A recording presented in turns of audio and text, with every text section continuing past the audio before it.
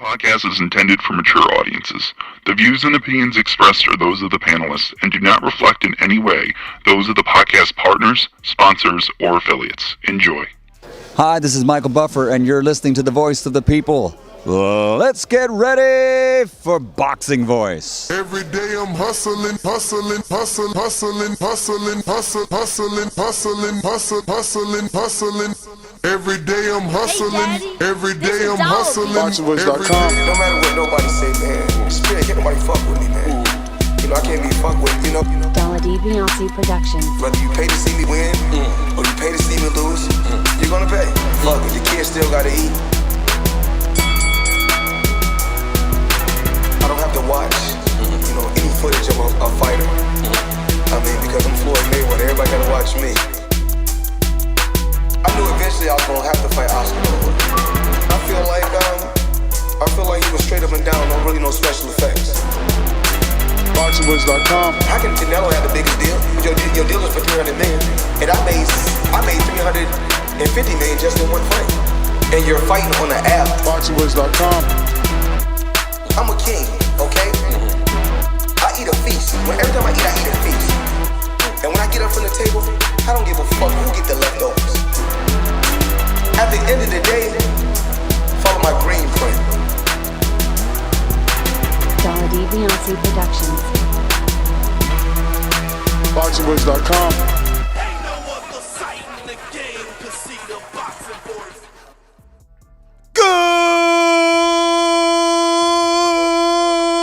Good morning, TBV.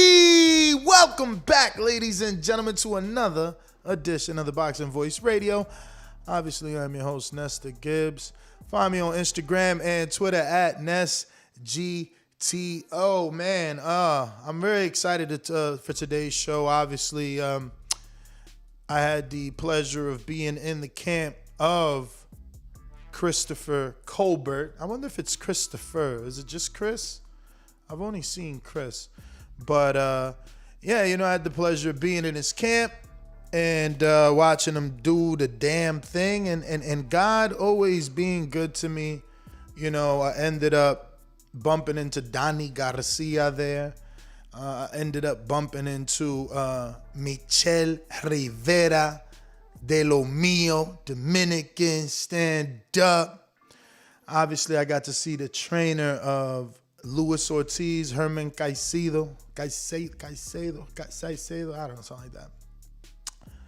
So, yeah, man, it was a damn good time. Then I crossed over to the other side of Miami and checked out my good friend Pedro Diaz, former trainer Miguel Cotto, you know, current trainer Philip Hergovich, current trainer of Can Zhu, current trainer of Stefi Cohen, 9-time powerlifting champ, current trainer of the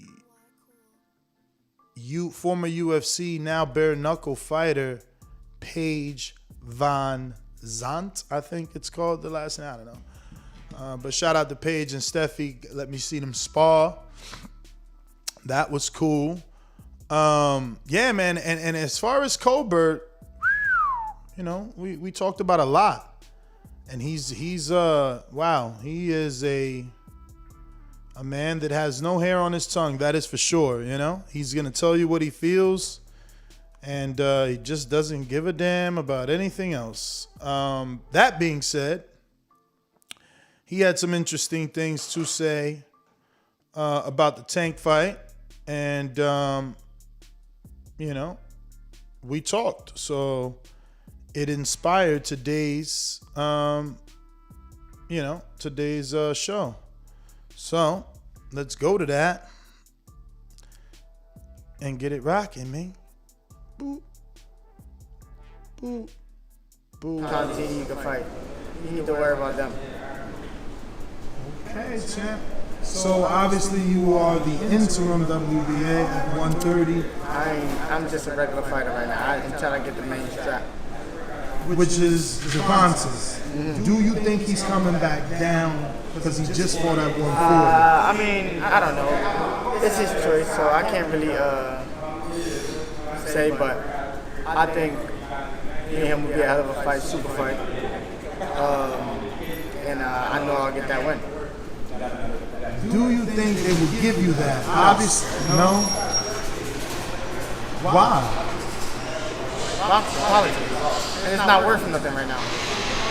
That's a fight that's for like the future that's gonna be worth big money. So he's gonna vacate one of those belts. So Yeah. So you think he comes down on 130? I don't think he's gonna make the weight, but hey, I mean he's been working hard, so you can't put nothing past it. Give me your reaction to the fight. Oh, it was a Versus hell of a Barrios. fight. Hell of a fight. I just think Barrios, Gervonta did exactly what I thought he was gonna do. Like I told Danny that he was gonna start him. I thought he was gonna knock him out clean. Because these fighters nowadays, besides Canelo, Mexican fighters is not disciplined enough to stick to the game plan for the whole 12 rounds.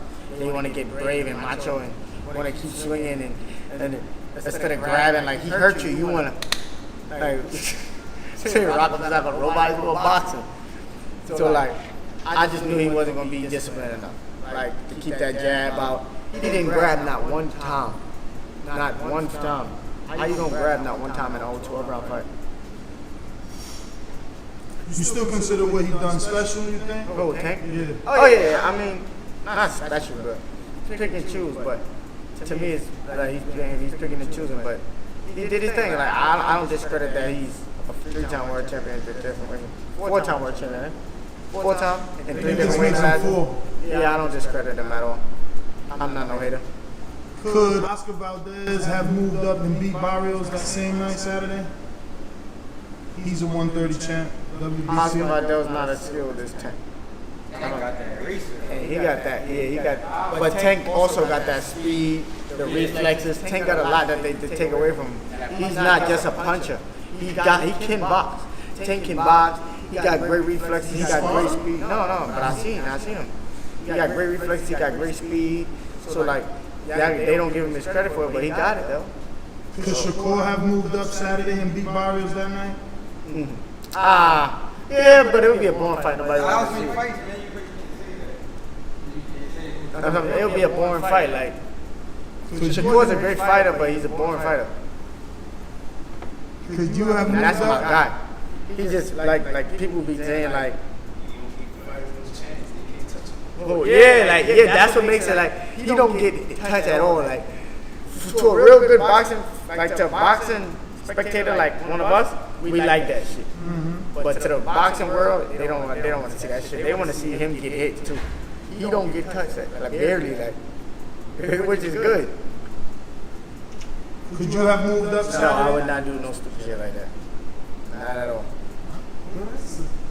I ain't dumb. Bringing up Shakur, would the fight between you and him be boring? No, hell no. All right, that's enough of that. Can't give you the whole shebang. But yes, that was Danny. He was in the building. But I would love to see that fight. Oh, Tank and Gary. ho, Danny, don't be. Let me put on a little mute on, man. Let me see. What else? Oh, that's more Danny. What else we got? Oh, a little ice bath, chill. What else we got here? Nah. I ain't gonna tell y'all who that is. Let's see. Look at my boy right here, slow mo.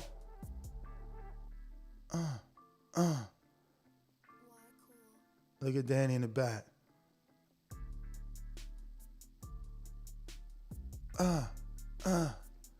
Sharp. He's sharp. But buenos dias. This is what we're talking about, man. Colbert, obviously, he feels, what Tank did was special, but he feels that the other, he definitely didn't say Oscar can do it, right? He said Oscar is not as skilled as Tank. And then he said Shakur could do it, but it would be boring. And then he said he wouldn't do it because he's not dumb to move up.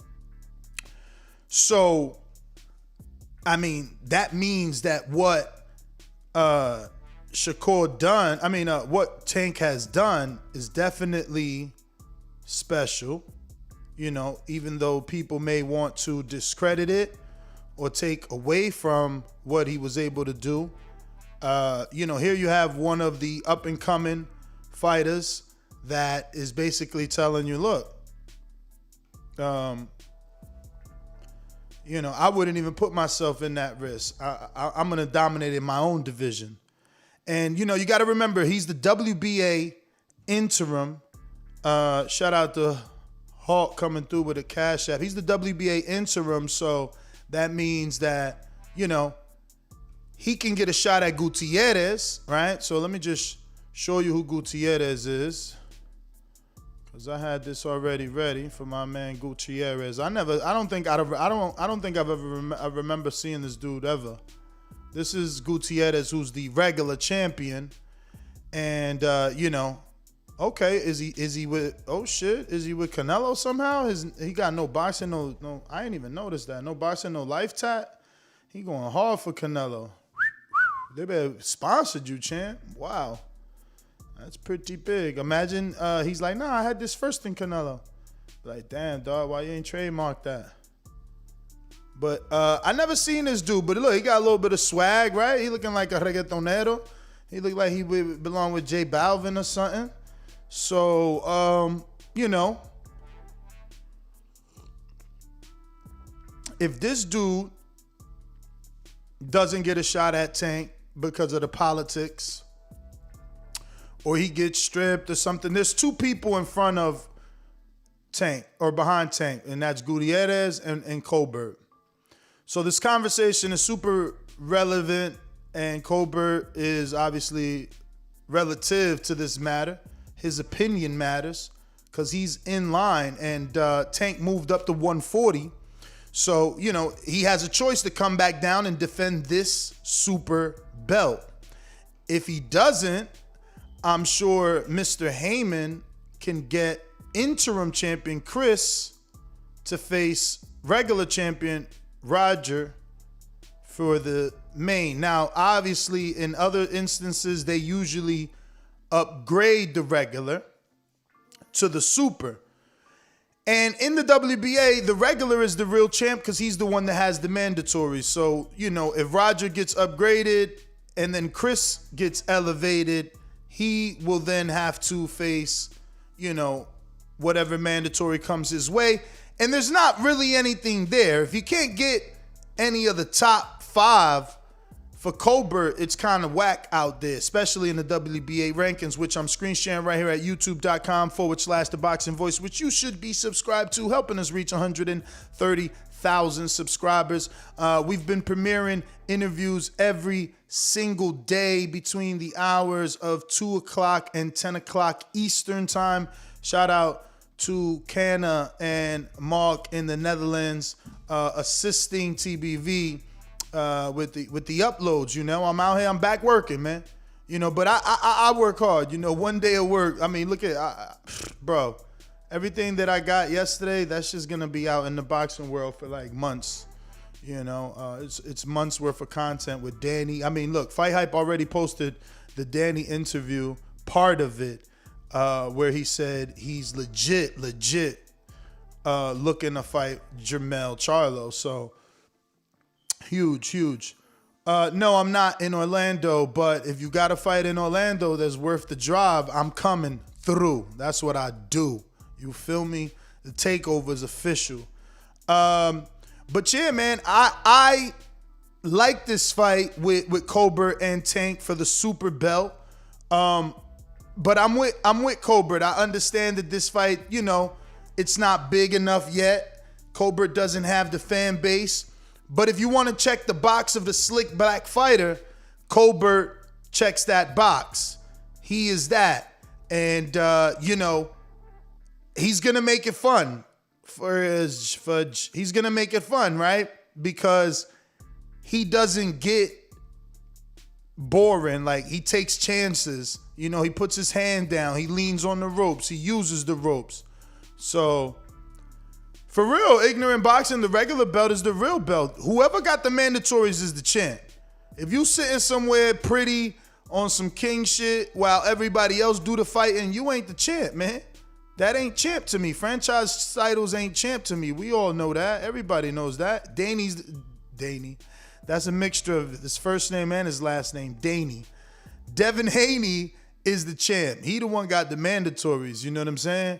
Roger is the champ. If Tank was the champ, he wouldn't be jumping all around and doing what he can do. He ain't the champ, you know what I'm saying? He the super champ, which gives you super duper privileges not to fight anybody and pick and choose. And that's cool. Canelo does it too. But what I'm saying is, regular belt's still the champ. Whoever got the mandatories is the champ. Yeah, I mean, you absolutely right. London's Run Boxing. Manuel Char was the champ because AJ never defended his WBA. Remember? When it was when Luis Ortiz got called, they did some weird shit. And then all of a sudden, when Wilder was negotiating, they did more weird shit and called Pavek in mandatory all of a sudden. They couldn't call the Luis Ortiz mandatory, but all of a sudden they found a deadline. They found a deadline to put the Wilder negotiations to halt, man. But Brandon, you showing up on, I'm just letting you know, you showing up on TBV every time you text me right now. But yeah, there you go. More texts for y'all to see. Let me just get up out of I can't be showing y'all the footage like I want because my phone's just bananas, you know what I'm saying? Everybody want to text. But yeah, if you in the Florida area and your fight is hot, let me know, man. Let me know. I come through, man. Put the shine on you. Feel me? Oh, you know what? I got T. Woodley too, man. He's short as fuck, man. Every time I see him, I see how short he is. But damn, he look young. Fucking black don't crack, boy. He is. I mid-interview, I'm like, damn, I gotta say, bro, you just look young as hell. People talking about you 40. I don't even see that shit. He out here looking all right. Training with Pedro Diaz like I called it. I knew Floyd was bluffing.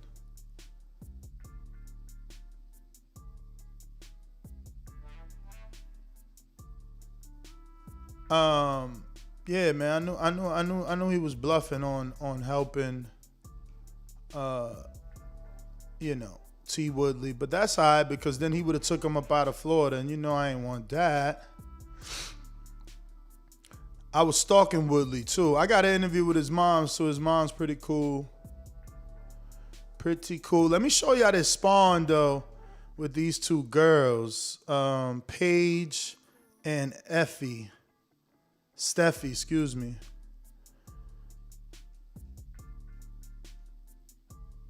Stefi turned pro in the Dominican Republic, and no amateur fights. She is. I wish Mario was on, but you know that's what he get. He's never on, and on my ride back, he was like totally excited and at the same time sad that I met Stefi. This is my second time meeting her. I met her at the Logan Paul fight too.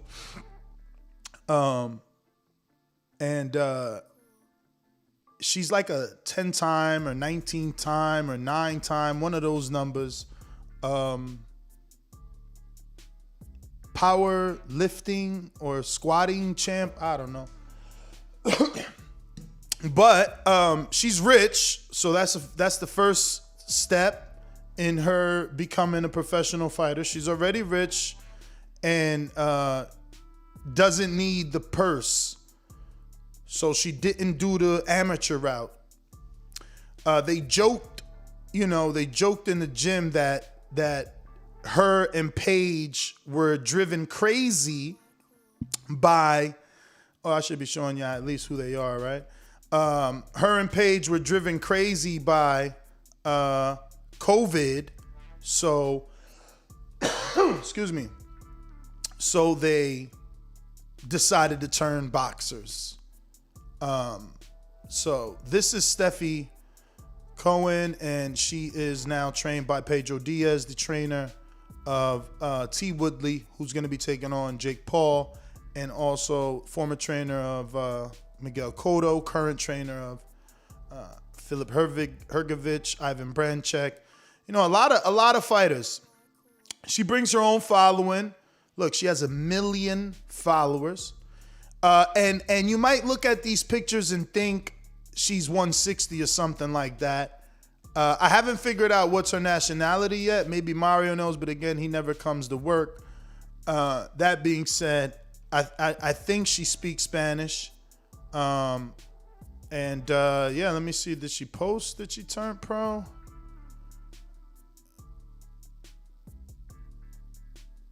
I don't know why she don't. Oh, this is the weigh-in to the fight? Yes, this is the weigh-in to her fight.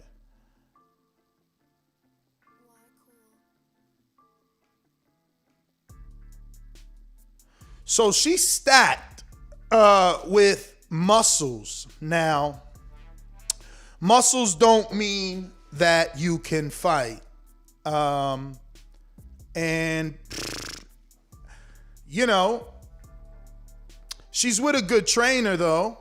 So, and there's her sparring partner and stablemate, bare knuckle champ and former UFC fighter, Paige Van Zant. So Stefi getting that Cuban training. And I think that A, she has a following.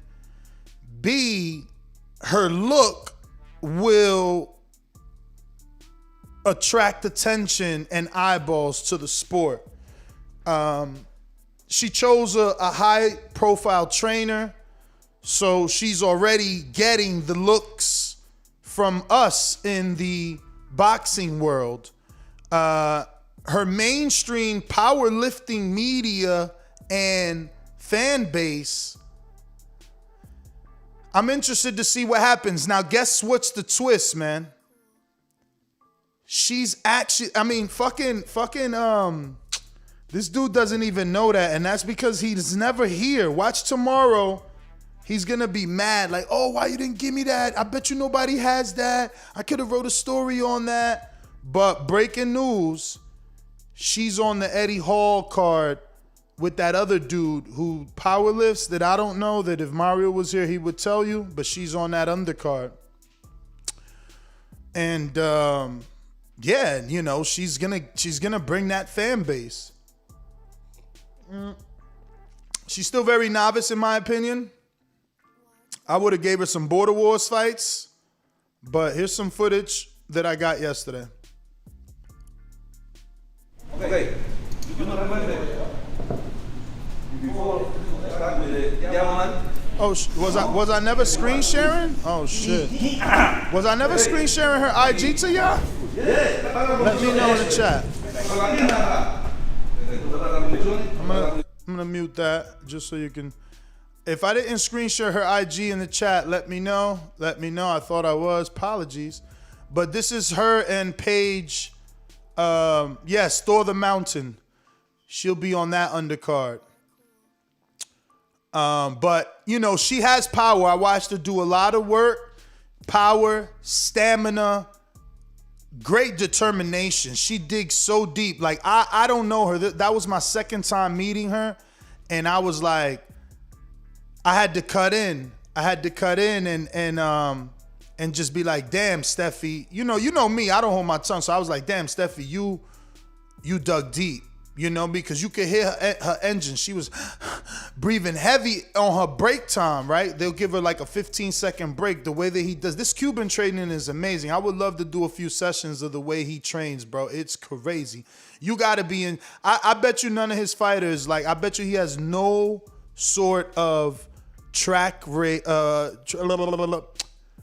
a track rate of fighters missing weight, because they can't, bro. That gym is phenomenal, by the way. I've been there before the Rigo Loma fight, and after that Rigo Loma fight, wow, what an upgrade. Look at the gym, how beautiful it looks. I mean, completely branded top to bottom.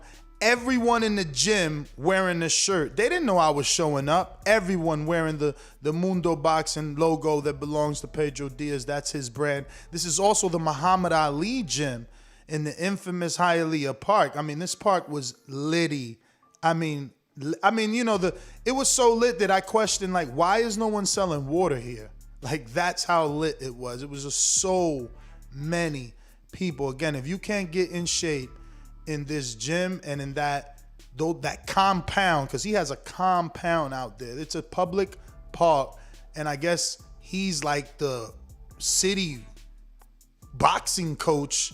He got the public rec gym, and he's been able to just, create it into a beautiful facility that not only, has amateurs and kids, like as if it was a boys and girls club, but these two women. I mean, Paige has 2 million followers, and Stefi has 1 million followers, and they're in that gym. Woodley, I don't even know how many he has, but we all know his, professional background, and he's in this gym. So, it's a beautiful thing for the kids. I seen kids coming up and asking for pictures and stuff like that, and it's just an amazing thing when you have these type of gyms in the heart of the city to inspire, the rest of the children. Again, I'm not into no other sports, man. So people with this sort of success, they whipping up in Bentleys and Range Rovers with this sort of success that can motivate these other young kids and breed the new crop. That's why I never get mad about who cuts me off, because, dog, I'm different. I'm big, little, small. I interview them all. So, I interviewed Colbert when he was a fucking amateur. When he had amateur belts, I took the time to interview him and Devin Haney. Think about that. And then Coffee isn't even a declarated amateur, and I was interviewing him when he was an amateur. Like, my boy in Ohio put me on early and said I needed to invest in the amateurs, and I was reluctant. You know what I mean? Because it's just, how do you find a time when you're covering a sport that has thousands and thousands of active professional fighters to then also invest in the amateurs? But when you can, you find some gems, man, that people really were not aware of. So, Colbert is one of those gems, and I hope that the boxing politics doesn't stifle him, right? He's out here taking extreme chances. That was the reason I put in the fucking 400 plus miles round trip to see him. And shout out to him for letting me see him. He literally caught a flight after he left me.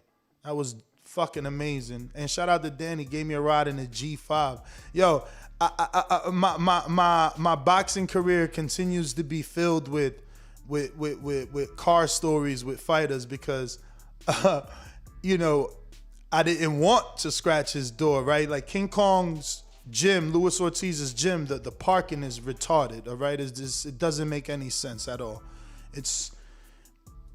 They really need to leave there, but it's such a beautiful facility. I got some footage of that I could show maybe. It's such a beautiful facility that I understand why they're there, but at the same time, the parking is retarded. You can't park, and a celebrity needs to be able to park safely. And they have these weird bars, right? Like, I guess, I don't know, man. Just think of a parking spot caged in so that you can like lock your car in with bars. It's so silly, and it took so much space. It's crazy, man. It's so much space that it took. So anyway, I didn't want to hit his door, so he throws me the rich statement like, "Oh man, don't worry, bro. It's 2015." I'm like, okay. Me and Jordan from Florida, who fought in Border Wars. Shout out to all the Border Wars fighters. September 18th is going down. Remember, Wednesday, 7 p.m., we got another Border Wars show every Wednesday here on out. And we're going to be putting out a post if you got any Border Wars topics or matchups you'd like to talk about. Plus, we will be announcing a new big heavyweight fight that's going to shake the Border Wars industry, man. Something people will be happy about, But there's a lot of storyline there to talk about. But don't forget to tune in Wednesday, 7 p.m. Eastern Time, 4 p.m. Pacific Standard for another episode of Border Wars. But yeah, man, I really want this Chris fight. Looking at these rankings, it's like, where's he going to go? Politics is not going to let him get Shakur. Politics is not going to let him get Oscar Valdez. The Politics have already not allowed him to get a shot at the IBF vacant title because I'm pretty sure that's what, Jazz Dickinson and someone else gets that, right? Joseph Diaz moved up. That title got vacant. And I think it's Dickinson and Galahad, even though I don't even see them in the rankings. Is that the division above? Because then it's going to be Rakhimov and who, you know? Man, they got no names, bro. I'm telling you. He might need to move up, man. Who he going to fight? And in the top 5, you got Gervonta Davis, Oscar Valdez. You have Jamel Herring. And again, Politics ain't going to let you get Davis. Top Rank and Politics won't let you get Valdez or Herring. Them same Politics are going to keep Joseph Diaz, who's with Dazn, away. Miguel Berchelt with Top Rank away. Tevin Farmer's the fight. Former world champion, free agent. Is it a big enough fight for Showtime to actually go sign this dude? You know, for Colbert, I doubt it. Would they throw him Rakhimov after seeing how tough it was for Diaz? Shakur's number 8, Colbert number 9, and Roger, the regular champ, number 10. It's a very thin division, but very top heavy. Like the top 6 is beautiful names, you know? I mean, you can't even front. All 9, we just don't know Roger. 1 through 9 are great if they can fight, but the Politics won't allow them. And I'm giving Rakhimov his credit because he was the one that, you know, it looked like he was beating Joseph. So 1 through 9, sexy division, you know, because I would love Shakur versus Colbert. I would love Colbert versus Farmer. I would love Colbert versus Oscar. I mean, mix and match that whole division. I'm happy. I'm happy. They just got to make it happen. And then you got names like Jaime Arboleda, who Colbert beat. You got Oshaki Foster there, but he got losses, but he worked his way back up. You know, he's the silver champ in the WBC. You know, you got Lamont Roach trying to work his way back. Gabriel Flores Jr. looking like a puncher, knocked out Velez, right? He's coming up. So if you're Colbert, you can stay and defend. You got Rene Alvarado, Andrew Cancio, but again, nothing super unless you get the Tank fight. You know, super is Tank fight, Oscar Valdez fight. You know, decent is Jamel Herring fight, Joseph Diaz fight, you know, Berchelt fight, Tevin Farmer fight, super, it's the core fight, you know. So yeah, man, Dickens is at 126. So I got that wrong, but that's all right. You heard? That's all right. And you can bounce. So the Albert Bell is there. That's an undefeated. That'll be a 2 boxers though. And Supernova, Abraham Supernova, he's out there. Again, nothing crazy other than these 9 names. Those 9 names are the best names. The rest are secondaries that need to make a little bit more noise in the division. But yeah, man. I mean, look, I guess Colbert will definitely face all them dudes if he defends or if he becomes the super champ, or rather the regular champ. If he gets the shot at Roger, he'll be willing to do it, I think. We're gonna have a heavyweight on the show at 10:15 Eastern time. We're gonna have Derrick Starling on the show. U.S. heavyweight, 2-0, 1 KO, going for his 3rd fight in a few days here, I believe in South Carolina. So we're gonna get him on. His trainer is Coach O, Archie Sharp, which is the father of Kashad Elliott.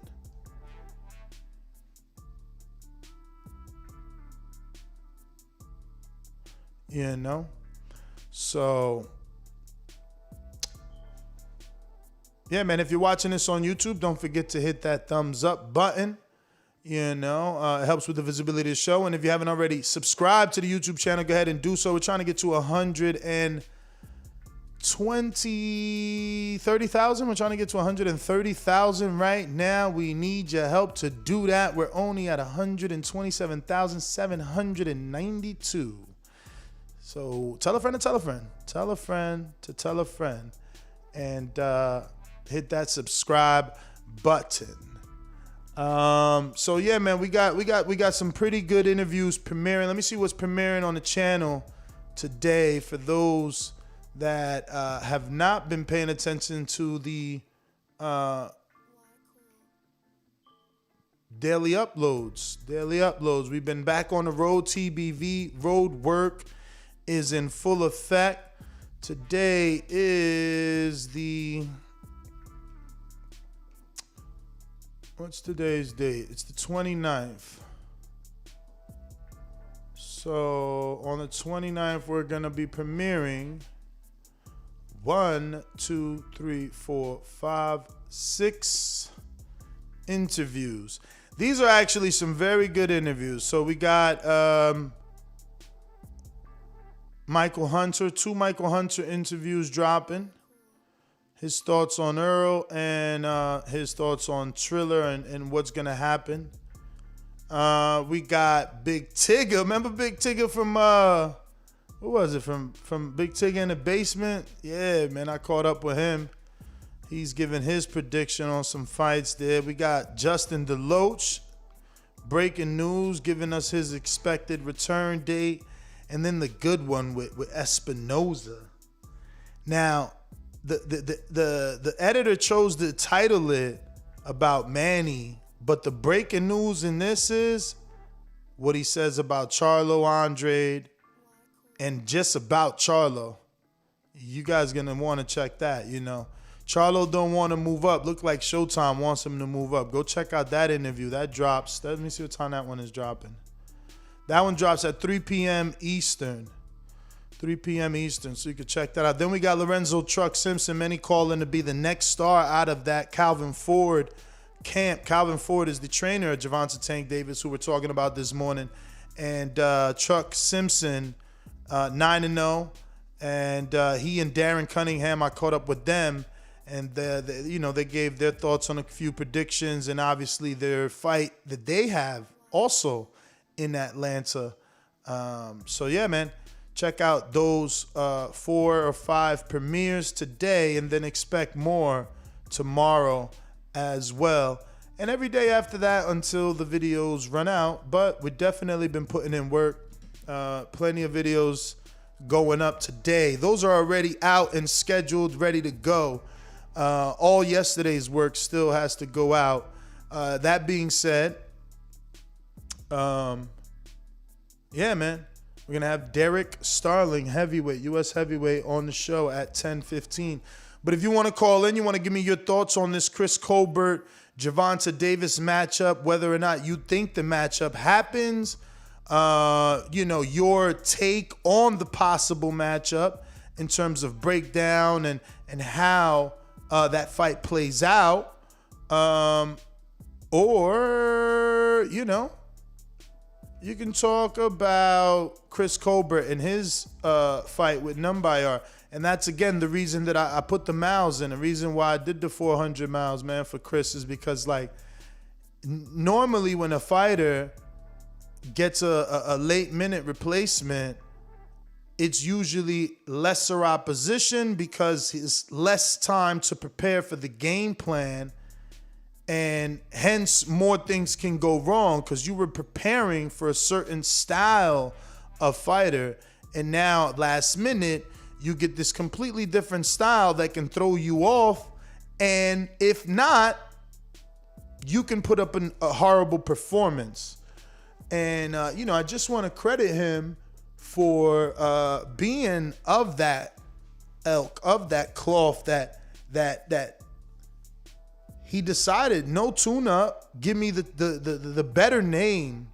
And he doesn't think highly of Numbayar the way that we do, let me tell you. He believes Numbayar is too small and will get punished. And I'm actually excited and happy I went to see him because of that, because I thought this was a dangerous fight. So now he put pressure on himself in my eyes, at least for me, my own little mental bubble. You know, the pressure he put on himself was like, he made it seem to me like Numbayar is not on his level, that he is too small, that if he was a puncher, he was a puncher at 26. He will not be a puncher at 30. I'm like, bro, that's only 4 fucking pounds. He like, all right. I mean, listen, it was almost to the point that I wanted to ask, like, yo, are you taking this dude lightly because he's smaller than you? So this is a more interesting fight for me than it ever was, because I got to make sure, does his performance show that he took this guy light? Does his performance show that his arrogance is actually confidence and skill, right? Like, bro, he's not on my level. He's not on my level. Angx or whatever, bro, you know, you're tripping. You obviously don't know nothing about boxing to say that he's on a fucking prospect level. He's already beat former world champs, and he's beat more undefeated fighters than anybody in his class. Remember that. Like, I really don't know what you mean, prospect level. You know, prospect is when you haven't fought a world champ or something, you know what I'm saying? He's already an interim champ. He was about to fight Gamboa. You know, he already beat undefeated Jaime Arboleda. He already beat former champion Jezreel Corrales. You know, he already had beat Mercado. So I don't know. Austin Dulé was also undefeated at the time. Took that O. Titus Williams took that O. You know what I mean? Antonio Dubas took that O. Like, he's been taking big risks, you know. Again, I love a lot of guys, but if you go through their first 15 fights, that don't look like this. You know, his first 15 fights are very close to Tio's first 15, right? Tio, obviously, at 15 or 16 is unified, and at 13 or 14 was a champ. And if these champions weren't Gervonta Davis, you know, who's not going to be put in with a slick black fighter, and if they weren't a Mexican that's with the other side of the street, and Oscar Valdez and Burchelt was at the time, or even Shakur, they all on the opposite side of the street. If he would have had any champion within his, I mean, I can't say if he would have had any champion, because obviously he got Gervonta right there, but we all know, like, Gervonta's big money. He's just big business right now. You know what I mean? But if there was any other champion that made even this a little bit of sense, I'm sure they would have put him in there a long time ago. He's been showing it, man. And, you know, at the very least, including Numbayar, his last 3 opponents are decent. You know what I mean? Arboleda was a good fight. Corrales is a former world champ, and he put him down, you know. I don't think Colbert is a prospect. Not with those names, but if you believe so, that's cool, because Numbayar, he's a common opponent with Gary Russell, right? And even his thoughts on Gary, he like, yo, Gary got plenty of fights at 126. I'm not trying to be the dude that calls out the smaller man. You know what I'm saying? So if Gary comes up, but he got all the smoke for Gary if Gary won it. You know, it's there, and he can make his name off that. I'm sure he don't care about going to DC or some shit like that. You know, if he gonna spank you, he gonna spank you. It don't matter where that's gonna happen.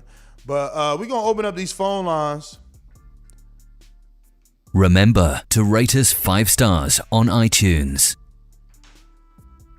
Subscribe to youtube.com/theboxingvoice for the latest and greatest interviews with your favorite fighters. Yes, sir. Don't forget, July 16th and 17th, we're going to be in Atlanta. We're going to be doing the Tri-Star Boxing in association with Southpaw Promotions. Rydell Super Mays Jr. is going to be the main event. Bradley Olameldeda will be on the card as well. We got Mac Truck, Dakari Scott also will be on that card. You know, You got D'Angelo, Memphis, man down. Leachman will be on that card. So don't forget, man, we're going to be out there. And we want you to support us. Come on out to Atlanta. I mean, look how great Tank had Atlanta. I know when we were out there with Big Times Promotions, it was another fantastic event. Atlanta's just a fight city, man. So definitely make your way over to Atlanta for the 2 nights of Buckhead Fight Club. Action's going down. General admission only $40. You can even get some VIP table, but remember that the limit is limited capacity, man, as Atlanta comes out. If you want any information, you can DM TriStar Boxing and let them know that TBV sent you there, because we out here working. You know, we in association with them. We're going to be doing the commentating. Greg Cohen is providing certain fighters. Shout out to Matt Truck, going to be on the card. And we want you to support, man. Remember, if you can't buy a ticket, don't forget to click it. Catch us on TV. I'm looking to do better than the last time, you know, so it's important that you guys support. You know, I got a little podcast-ish in my last commentating. I even called out the main event because it was just crazy, man. My man's like 50-something years old, going life and death with a 126-pounder that ballooned up to heavyweight. I got unprofessional. I seen glory. I said, give me a shot at him. But I'm gonna try to refrain from doing that and call it how I see it. So I need the support of my community, man. Come on out and either have a drink with us. And you know, by drink I mean a smoke. But or watch it on the live stream, man. All that information could be found either on TriStar Boxing or Southpaw Promotions. We'll also have a link in a bit to provide ticket information and pay-per-view information for anyone that wants it. That being said, I'm going out to Austin, Texas, man. I see you training. I checked that photo on Discord. What's going on, brother? Good morning, Austin. Hey, good morning, Nez. How you doing, bro? What up? What up? Hey, man. Now, first thing, bro, I wanted to talk about was bro, I bet you Calvin wanted to smack the fuck out of Floyd on Saturday, bro. That shit was annoying as fuck to me, honestly, bro. Floyd he couldn't even coach Tank in the corner, bro. But shit. And if Tank had lost, they would have been blaming Floyd, bro. Secondly, bro, yeah, my brother said he'll take that fight, man. It all depends on his weight and stuff. It's all about the dude taking the fight, man. The dude need to hit me back, and that's just who I would like to matchmake your brother with.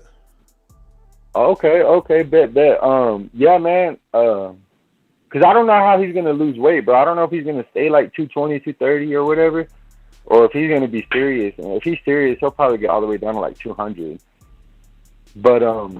But yeah, bro, shit, I'm ready. I already paid my fees. My room is booked. The days off approved. I'm just waiting for September 18th, and we can blow some trees, bro. Let's do it. Good show, bro. Good show. All right. Yo, Wednesday, 7 p.m., Border Wars. Maldonado, talk to me, New York City. Yo, great job, Ness. Great job, my brother. As far as Chris Colbert and Gervonta Davis, man, that's a fucking dream fight I would love to see.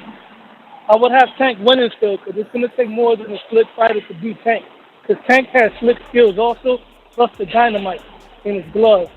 The type of fighter to beat Tank would have to be a guy who's slick, power as well, in order to keep him honest.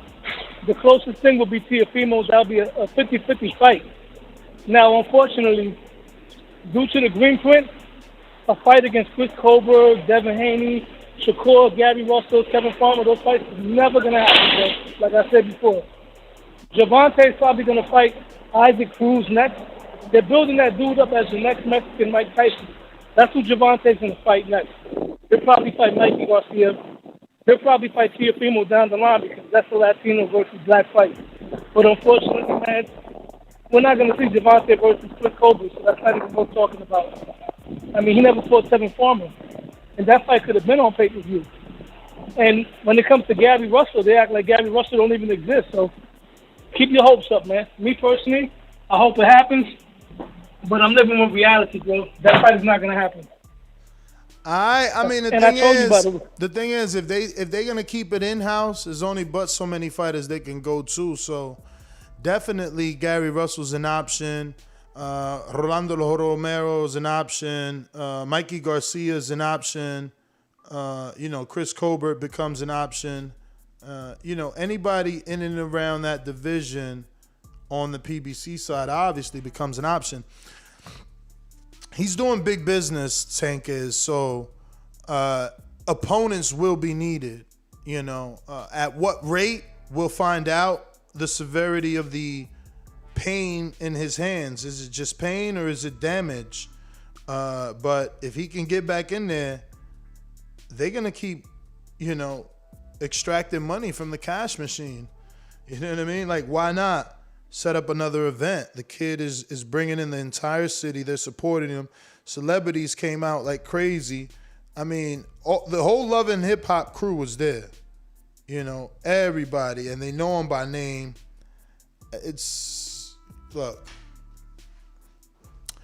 I really don't understand that, the whole, this fight don't make sense, that fight don't make sense, right? Like, even Danny and I were talking about Crawford and Thurman, and he's like, yeah, there's no money for that fight. And I'm like, bro, so how was there money for your fight? He was like, it made sense. I'm like, oh, boy. But, yeah, man, let me get out to some more phone calls. You already know the number to call in, 1-425-569-5241. Press 1 time, voice your opinion right here on the Voice of the People hotline. Don't forget to add Nestor Gibbs on Skype. We're going out to Wes in San Diego. Wes, what up? Yo, Ness, what's good, man? What up? Hey, listen, let me throw one at you. I'm surprised nobody mentioned this, but at 140, what do you think about Virgil Ortiz and Tank? Virgil moved up, man. He ain't gonna be able to make that weight again. But if he could, I mean, I guess it's a great fight. But will they make it? Would Oscar? I mean, would Floyd be willing to do business with Oscar? I don't think so. Yeah, you're right. But I just thought at 140, somebody that with their style, that probably could really challenge Tank would be Virgil. I mean, I guess I like it. It's Mexican. Is the right recipe for sure. Definitely. Yeah, that's it. That's all I have, bro. All right, brother. Well, thank you for calling in. Appreciate you.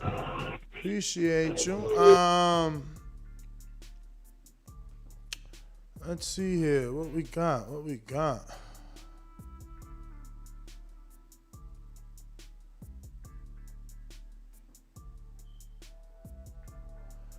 We got Rich Mendez with a super chat that says Davis still has to face the hit and run claim where people were hurt.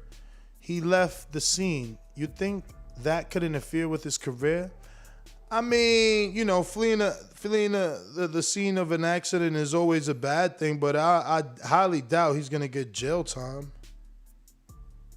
Some probation maybe, heavy fines. Some lawsuits or some settlements maybe. And that also will make him more active maybe. Maybe they need him to fight, right? Maybe he needs to fight, because, hey, you could have money, but do you want to spend it on legal fees? You want to come out your bank account? That's a little different. I don't know. So maybe he wants to be active. I mean, that's what I always want for the sport, man. If you're a fighter, I want to see you active. I don't understand this 2 times a year shit. So, yeah, I don't understand 2 times a year. I would rather you stay active and stay in the people's mind,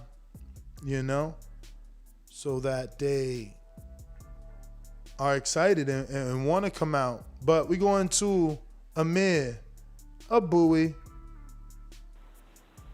Hello, what's up? How you doing? All good. What's up with you? Now the thing, I'm just calling you to see if you know about Muhammad Ali's grandson getting ready to fight in August. Yeah, Nico. August 14th. Yeah, Nico. Little Nico. Yeah, he signed to fight with King with Top Rank. Yeah, I know. And then you have all the jigaboos and sambos and Negroes upset and crazy about it, losing their mind about it. So, just wanted to know what you thought about it. Huh? Why is anybody losing their mind? What are you talking about? Oh, they lose their mind because that's the way they are. I mean, they're crazy. You know, they're bigots and scumbags and lowlifes. You know, these. But what are we trolls. talking about? I'm lost, man. Who are we talking about? Well. I'm talking about Nico. Nico, you know, Ali's nephew. You know, a lot of these people didn't know that he was white. So now that they have seen that he's white, they're losing their mind about that. Well, he's not white. Well, I'm talking about his complexion and his father. It's still, and the way he's still his complexion still isn't white. I mean, he's a light skinned, you know, African American man with a white father, a Caucasian father. You know, it's not uncommon. Mixed races is not uncommon in the United States. But yeah. No biggie. I mean, Ali was fair-skinned himself. I don't understand where you even coming from with that weird statement about people getting upset. Why would they be upset? Ali was light-skinned in the motherfucker.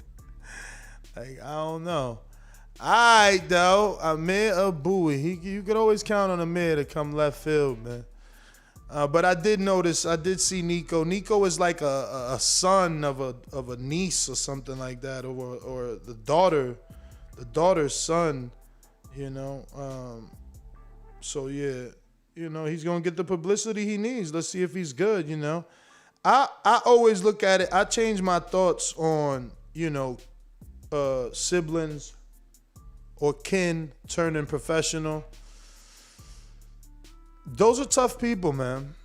Those are tough people because they always will get more ridicule, more criticism, more eyeballs on them, you know, because they're the son of someone or the grandson of someone or the sister of someone. So, you know, it's the level of expectation is kind of intensified, amplified, you know.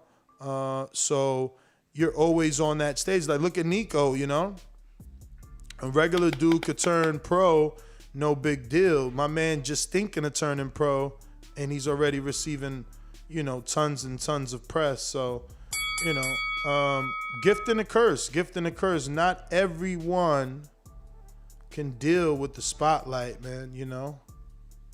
Not everybody is a star. What was that Lupe Fiasco song? All right. I don't know it.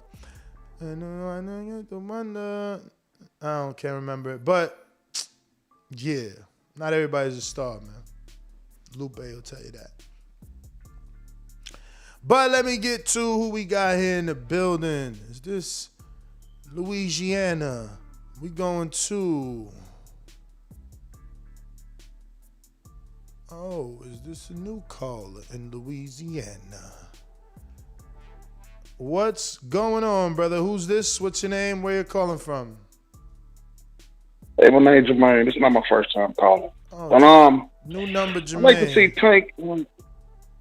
I like to see Tank versus Gary Russell at 135. I know Gary Russell turned down that Haney money. Hopefully, the reason he turned that Haney money down because the Tank money was on the line later on in the year. You know, to get that go ahead and get this out the air. And Tank not fighting black fighters and all that bullshit. So I like to see him and Gary Russell fight and get that started at 135. And Gary Russell talking about fighting at 135 for Haney can beat Tank at 135. They go and get that out, you know. Battle of the DC area, you know, Maryland, Virginia, and Boston. I mean, wherever the other place is. I like to get that out the way. See, that's gonna be a good scrap. Or either him or Regis. You know, Regis that'll be a good fight too. So you don't even like the Colbert fight? Colbert, I think Colbert needs got a little more, polishing. You know, I'm not saying he's not ready yet, but I like to see Colbert in a couple more fights. You know, like I like this fight coming on this weekend. You know, maybe he'll maybe on 130 against the winner out of JoJo Diaz. I like to see him and JoJo Diaz fight. You know, JoJo moved up to 135. Well, that's what I'm saying. Either him and any good name at 130. That's what I'm saying. I like to see.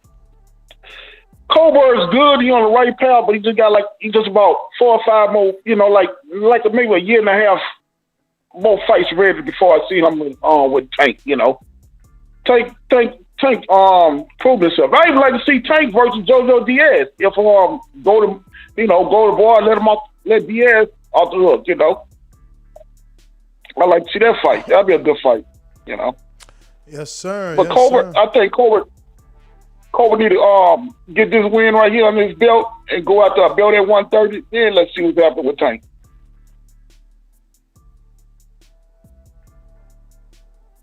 Well, that's all I got to say. Appreciate you, man. Appreciate you, Jermaine. Thanks for calling in. Looks like we going to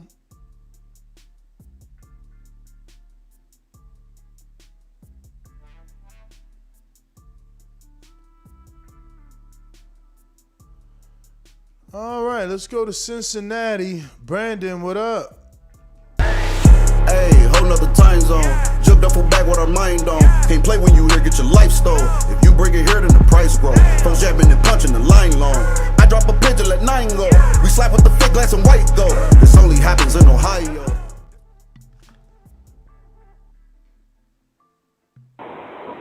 Yo, Ness, what's good? Can you hear me? Yes. Yeah, I got a question for you. Now, I understand, I agree with a lot of what David Maldonado said as far as the grade pivot, they want to keep him with black versus Latino. But my question to you is, with him, home base being in which is pretty much black Hollywood, does it matter that he fights the Mexicans? Like, it ain't like he's going to be fighting in Texas or on the West Coast. Can you see with him making Atlanta his home base? Can they do more black versus black fighters? I think so, man. I think so. I don't think they knew who the fuck Barrios was. They came out for Tank. Yeah, exactly. So I think, with him making Atlanta his home, they can kind of switch that green print up, man. We can see some Garys and some Tevins and some D-Hops, and that shit is selling just as well. I don't know about pay-per-view wise, but I know ticket sales will still be the same, but that's just what I wanted to know, man. That's my call. All right.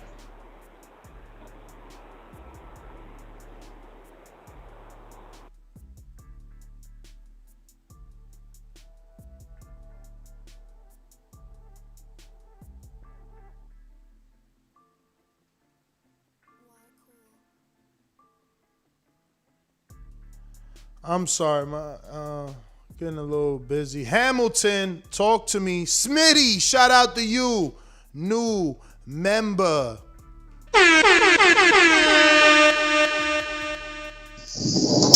What up, Ness? How's it going? All right. Yeah, man. I don't know why people are hating on Tank right now. It just came to me just now that Tank is in such a beautiful spot, and I understand completely what Floyd's saying, man. This man's fighting from 130 to 140. If you really want to fight Tank at 130, you got to pay him. You want him to fight the 135, you got to pay him. This man don't like cutting weight. This man loves his food. You know what I mean? So he's put himself definitely in his own lane. I can see what he's doing, but why is boxing fans so emotional? Like MMA fans, they're not like that. They ride with their guys, but boxing is like, Gervonta does what he's supposed to, and they still complaining. They still crying. Oh, well, now he has to do this, and well, now he has to go do that. I can understand why Tank says what he says in his all access. Like, man, I just don't understand why boxing fans are like this. Like, please educate me on why boxing fans are so fickle. That's my call. There's no way to educate you on that, man. It's simply, what have you done for me lately? And some people just like to hate, bro. Some people they're not gonna find anything nice to say or good in the situation. That's not their thing. You know? But in about 2-3 minutes, we're going to have our first guest on. And it's going to be heavyweight Derrick Starling. And if you want to ask Derrick Starling a question, you can definitely do so by heading over to our Patreon and becoming a member. And there you will find his post where you can ask him a question. Don't forget, we also got coverage and footage on Michael Polite Coffee on the YouTube channel, pad work, interviews. You know, we're going to have some heavy bag footage and all that great stuff of Danny Garcia and Chris Colbert as well. So don't forget to subscribe to the YouTube channel if you haven't already done so. It helps with the visibility of the show, and it'll get you notified and line you up. Every time we drop something new, you'll get that notification, man. You know, you want to be part of the action that takes place here every day, you know? The best way to do that is to be subscribed to the YouTube channel and reach and get those notifications on a daily basis from us, you know? Yes, sir. Let's see what we got. The number to call in, 1-425-569-5241. Press 1 one time to voice your opinion. Don't forget to add Nestor Gibbs on Skype to be part of the conversation. If you're on Blog Talk and you haven't pressed 1, that's why we haven't gone to you, because you haven't pressed 1. Just saying. Hit that numero uno and we can rock and roll. We could get you on the show. We can hear your thoughts on this particular topic. And you could also shoot your question for Derrick Starling right here on Patreon.com.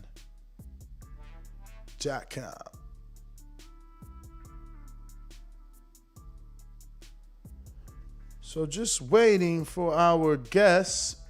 Remember, if you're watching this on YouTube, hit that thumbs up button. In the meantime, I'm going to go ahead and take another call while we give Mr. Starling a few minutes. In Ohio, we're going to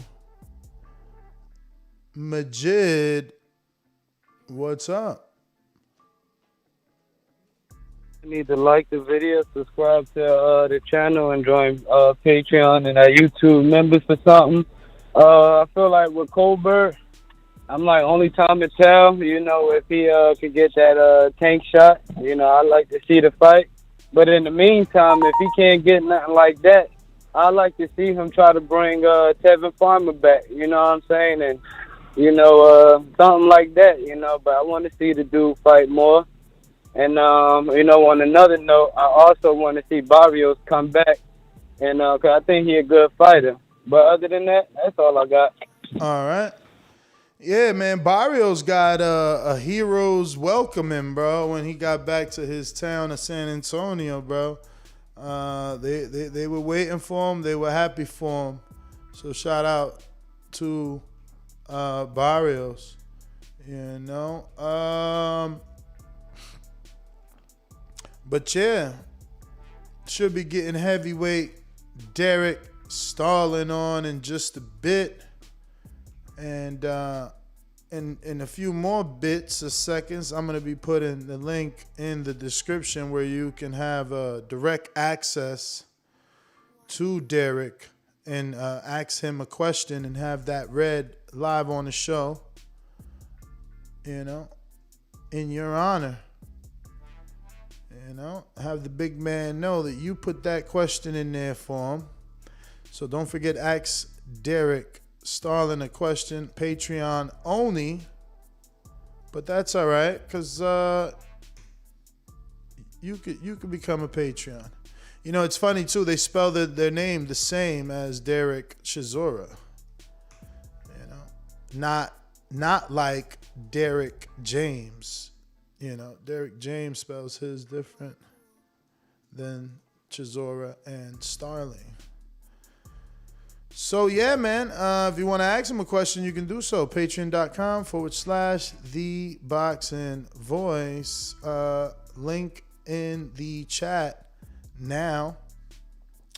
Let's see who we got here on the line. Hello. Oh, Derek, what's going on, brother?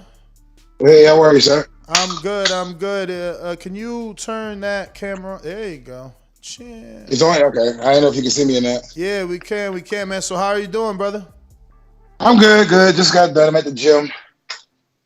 So I hear you got a lot going on, man. Do you own your own gym, or are you co-owner, or are you just a trainer there? What's going on? I'm a trainer. My guy is the owner, and he brought me in as a lead trainer. So I'm a lead trainer.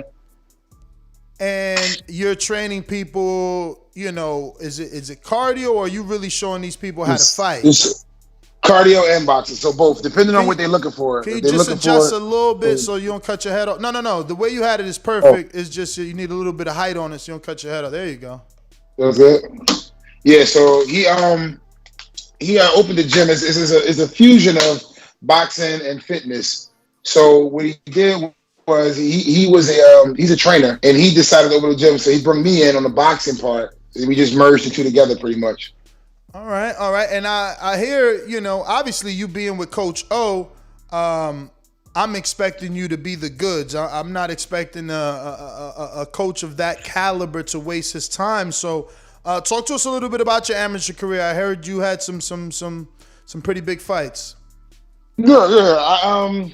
I went to Nationals 4 or 5 times. Wow. USA Nationals like twice. 5-time Golden Glove in New Jersey, state Golden Glove champ. I've been competing for the last 7-8 years. Wow. And I started when I was a kid, though. I started boxing when I was like 12. I started boxing in Goss in Trenton. And I took some time off. I was more so into basketball. And then after I got grown, I was like, you know what, get back into boxing. I liked it. It was, cardio. Then after training for a while, I was like, yeah, you might as well fight. Like, you've been training, and that's how I got into it. So, how old are you now? I just turned 32 last week. 32, young for boxing, obviously, and for heavyweights rather. And you are managed by Coach O. What's his real name? It's not Archie Sharp. He got so many things on his social media. Ahmad. All right. Yeah, that's Kashar Elliott's dad, man. I've gotten to see them work up close and personal. So how many total amateur fights? I think it's 35, 40, I think. Okay. 35, 40, around there. Okay, not bad. For a heavyweight, that's actually a decent amount. Yeah. So what would you, I guess, can you give us some details on your style? What could we look forward to? What sort of style you have? I mean, to me, I want to be the complete fighter. Like, I want to have every style, like be able to fight every style. But for me, I'm a boxer. I move, I jab, I move. I don't just stay still. Like, I move around the ring. Like, I'm not really just going to sit there and brawl with you. Okay. You know what I'm saying? Like, I'm going to move around, use my angles, use my distance correctly. So how tall are you? 6'5". Oh, wow. So I'm assuming that you like to watch Tyson Fury tape. I like to watch all boxing. I literally I've watched lightweights, I've watched heavyweights, middleweights, a lot of lefties. I'm a lefty, softball, by the way. So I watch everything just so I can be a student of the game. So I'll watch things and see if I can, put that into my game. It might not work, if you try it in sparring, or you try it might not work, it might work, see if you can use it. But you always want to have different weapons in your arsenal. Have you been in the ring with any of these current heavyweights as an amateur? Like, I don't know, Nkosi Solomon, Mike Coffey, he's in your area, no, right? only person Otto Whalen. I spar with Otto Whalen. Not really too many other guys that's coming up. Okay. Okay, so is it hard for you to get sparring? Yeah, it's hard to get sparring in Jersey where we at. Like it's like I go down to Trenton for my guy Mike Hilton. He's always been a consistent sparring partner. I used to go up to Bayonne. Terrell Wright, he was a pro. He was a pro a few years back. He had a fight. I was in a lot of camps with him. But besides that, it's not too many like heavyweights. Like I really can like like let's get some work in. You know, Cassius Chaney relocated back that way. He's training with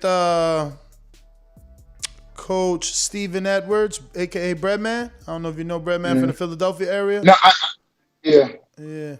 He's training with him, so maybe that's something that you guys can do. Yeah, absolutely.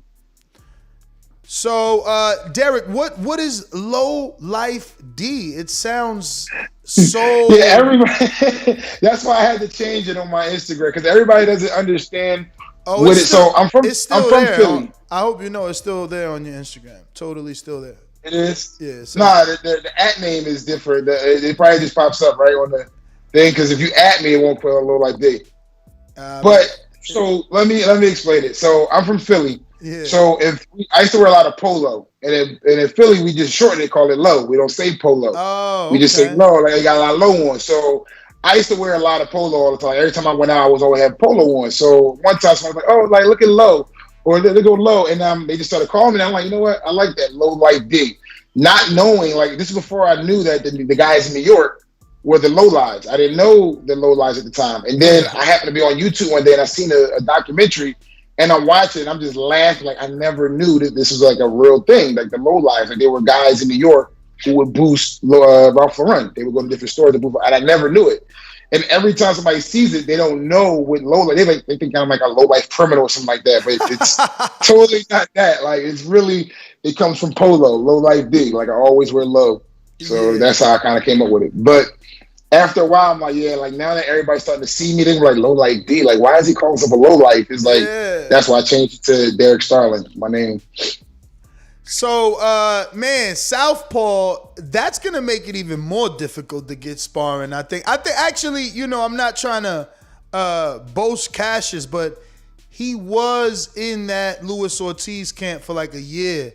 You know, he was training down here in Florida for a good year. He just changed trainers to Stephen Edwards and went back that way. He used to be with Calvin Ford. So he's probably accustomed to seeing a southpaw. But, yeah, man, you got to be in a league all your own as a southpaw heavyweight, right? Yeah, it sucks because I've had a few guys be like, oh, like, I need some sparring. I'm like, okay. And I'm like, I'm a southpaw. And I'm like, oh, never mind. I can't use you because we're fighting an Orthodox person. Yeah. It's like, all right, cool. Like me personally, it doesn't matter to me. Like I don't care if you're southpaw or if you're Orthodox. I just want to get the rounds in just to get the sparring in. You know, you got to work. So and you got to be adjust. You got to be able to adjust. So I just want to get the work in. It doesn't matter if you're southpaw or Orthodox to me. Do you switch at all? No. So it's funny. I don't switch, but because I've been working as a trainer in the gym, I'm starting to learn Orthodox a lot more by doing mitts and stuff like that. So it's starting to come a little bit, but until I actually start really working to train on it, I won't switch.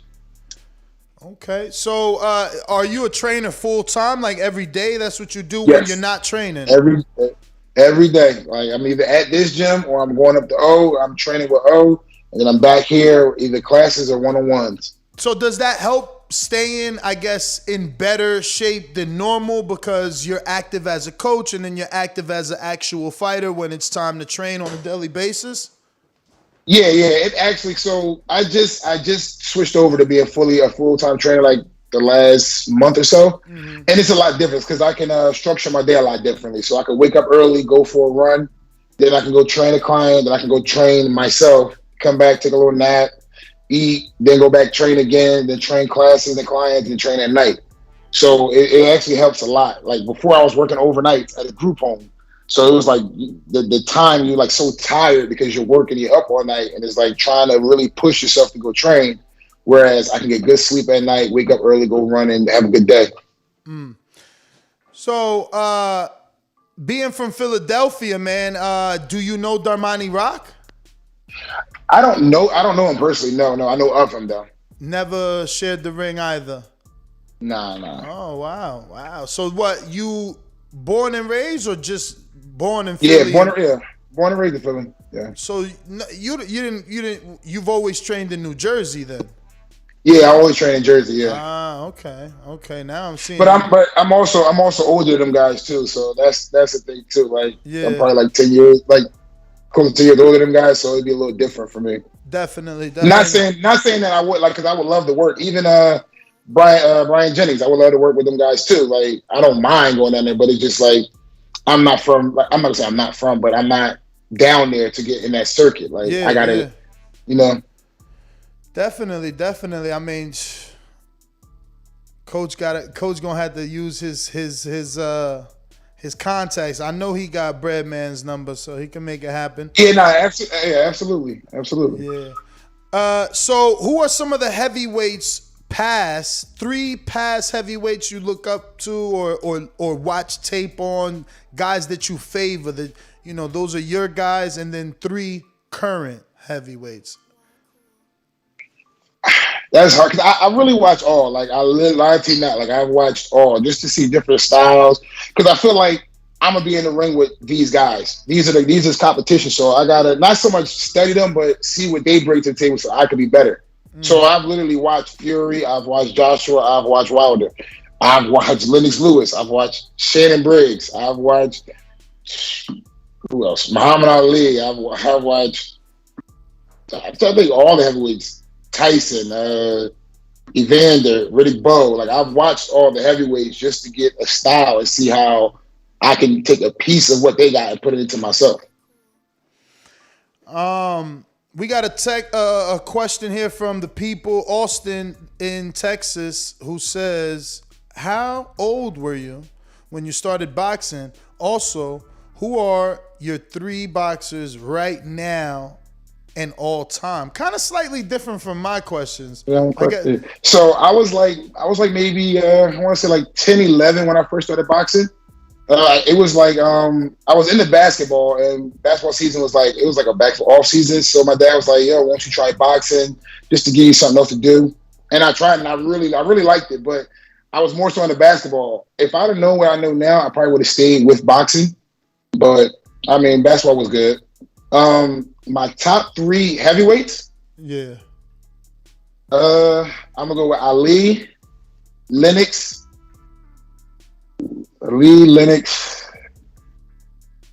and Bowe. I like Riddick Bowe. Ali, Lennox, and Bowe. And then my top fighters right now, or heavyweights? He said of all time. All time fighters of all time? Yeah. For me, I like Ali, I like Sugar Ray, and I like Sweet Pea. Pernell Whitaker. Rest in peace, Pernell Whitaker. Yeah, so you definitely more of a boxer than a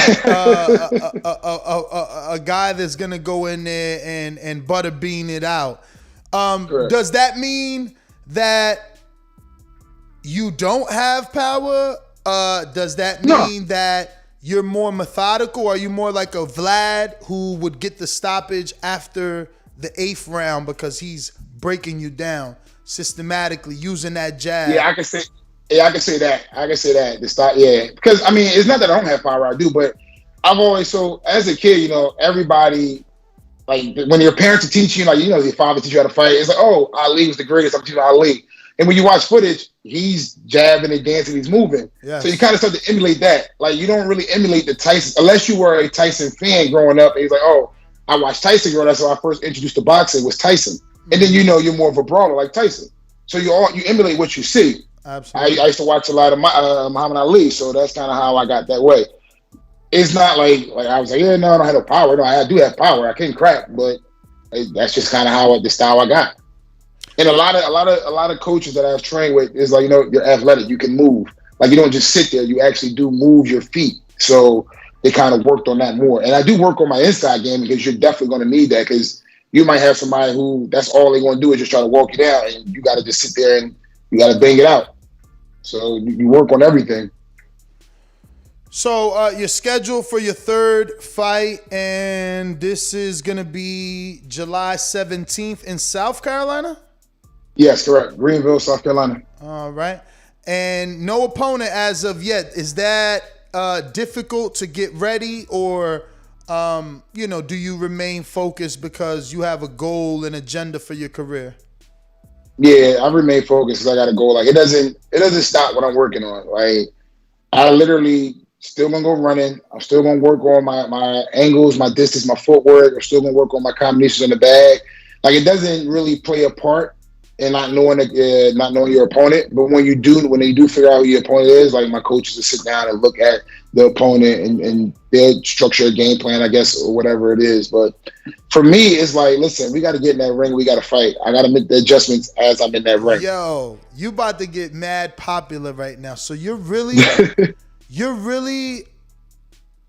a United Kingdom resident? Like you're not American. No, I am American. My father. Lies. You were born in London. I was born in London. I was born in London, England. Yes, my father was in the service over there. My mother and father were married. They were over in London. I spent the first 2 years of my life over there. Then I didn't go back till I was like my 30th birthday. My mom took me over there my 30th birthday. 30th? So what? You have family over there? No. My father, my mother and father were married. They're from Philadelphia, born and raised. And my father was in the service. He was in the Air Force. So he was stationed over there. Yeah. And I was born over there. And then the first 2 years, and then after that, we moved back to Philly, and that was that. Wow. And then you didn't return till 30 years old. Yeah. Now you got to go fight over there. Now you got to go fight. I know. My dad says that all the time. They're like, yo, you should go get a fight over there. It's like, okay. Yeah, listen, we gotta talk more about that. Maybe Matchroom gets wind of that and want to sign you now just because you used to be from the UK. So speaking about signing, you're not with a promoter at the moment. No. Good thing. It's a good thing. Who and your manager is? Jose Benevito, and we got O, and O is doing it. So we were all working as a team, us three. Like O has been in the pro game for a while, and he knows a lot. And then I'm just picking up on boxing, so just seeing different little things working. I'm not opposed to it, but I knew coming into boxing, I didn't have that much pedigree of a background, so it's like, you got to start from the bottom up. Like, you're not going to be the top signee. You just got to work your way up, which is nothing wrong with that to me. Like, put the hard work in. But you were like an Olympian, no? Or alternate something? No. I went to a qualifier. I went to a qualifier. Two actually, and I didn't get a chance to qualify. Okay. So Jose, you said Benevito. So he's moving you, bro. I mean, you're very active. 2021. This is going to be your third fight now. February, May, and right in July. That's pretty decent. So we were supposed to start right before COVID hit. We had two fights lined up with Rising Stars promotion, and is that Thomas Lamana? Yeah, Thomas Lamana. Yeah, with shout out to Thomas. Yes. Yep. So we had two fights lined up, and we were going to start there. But once COVID hit, it's like oh man, like we had to stop. And I was just like so anxious to get this ready, like get this show on the road. Like I wanted to turn pro and get it started. So once we was able to open up, once we was finding stuff, I was like, listen, let's keep it rolling. Let's stay, because the more active you stay, the better it is for you. So I was just like wanting to keep it rolling. So that's what we did. Man, I hope that you're on that October card. I believe I might be working that card with Cornflake. He's got a card in October he's putting together. That would be good to see you firsthand, man. You're a big guy. I definitely try to get on that one then. I didn't know because, like I said, Owen Cornflake have a relationship too. So they've been training. Like I was going to do the fight they had. He had like a show in Mexico, but it was too soon. And I was like, nah, let me just take a later date. Nah, man, that's official, man. Good to see Cornflake getting busy and continuing, because he was always promoting, and before he even ever had any losses, he was already a drawdown AC doing, Showboat Casino shows all the time, and he's been putting a lot of guys on. So shout out to him that he's able to get you those fights or a fight. But Derrick, man, you're 6'5", man. How long have you been that tall? Because I'm 6'5". But I promise you, man, I feel like I didn't get my growth spurt till like 21. Nah, I was probably this height in high school. Okay. Yeah, I was probably this height in high school. So you played any sports? Basketball. Yeah, I played basketball. Varsity for basketball 4 years. I went to Brookdale. I played basketball at Brookdale for a year, but then I just started working and life hit. So that's how that goes. So what position? Forward center. Okay. Forward center. Okay. And all in the paint then. Any children? No kids. What? 32, no kids? Shout out to No you, man. kids. Stay focused, champ. Let's get that belt. Let that be your baby.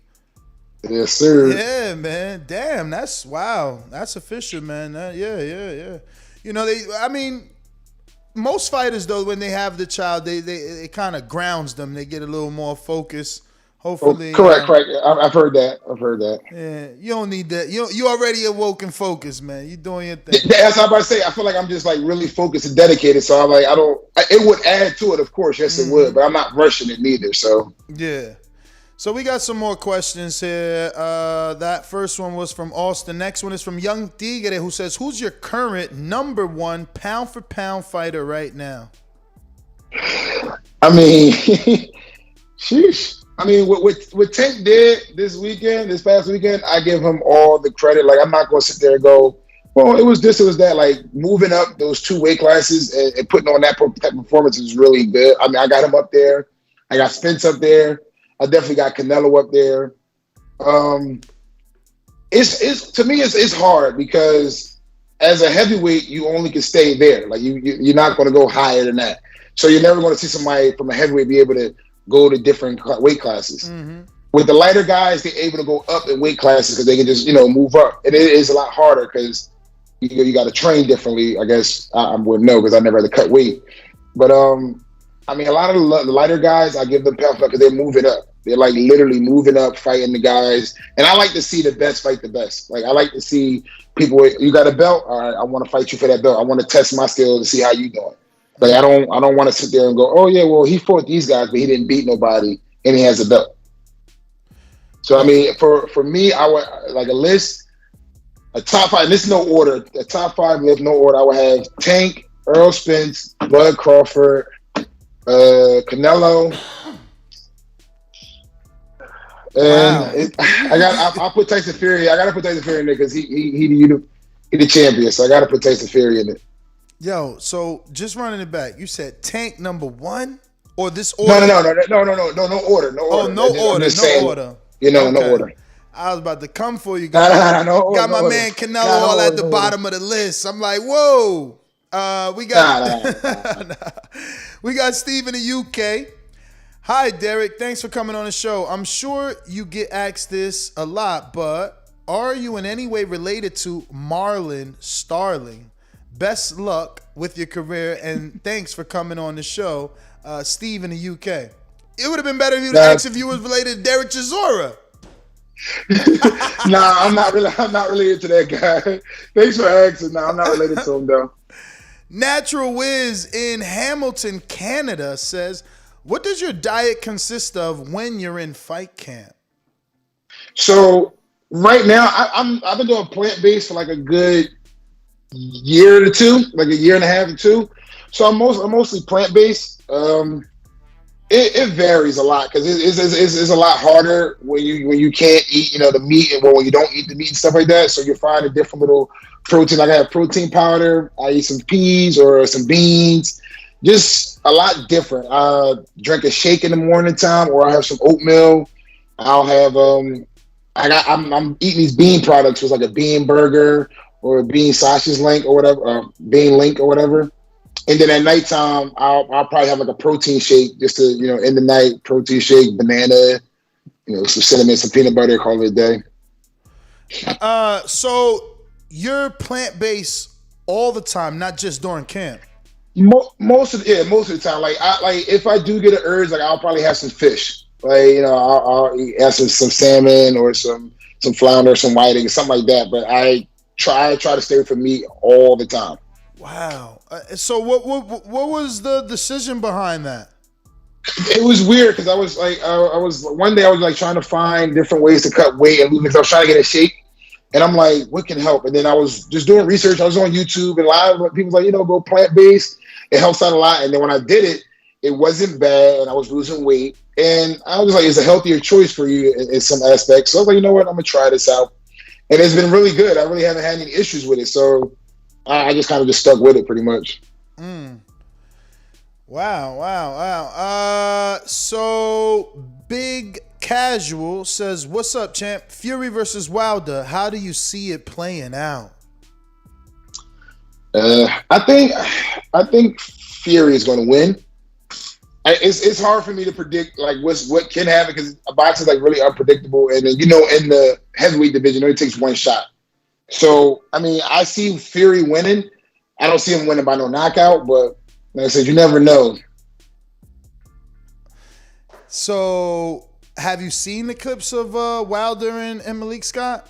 Hey, yo, why you make that face?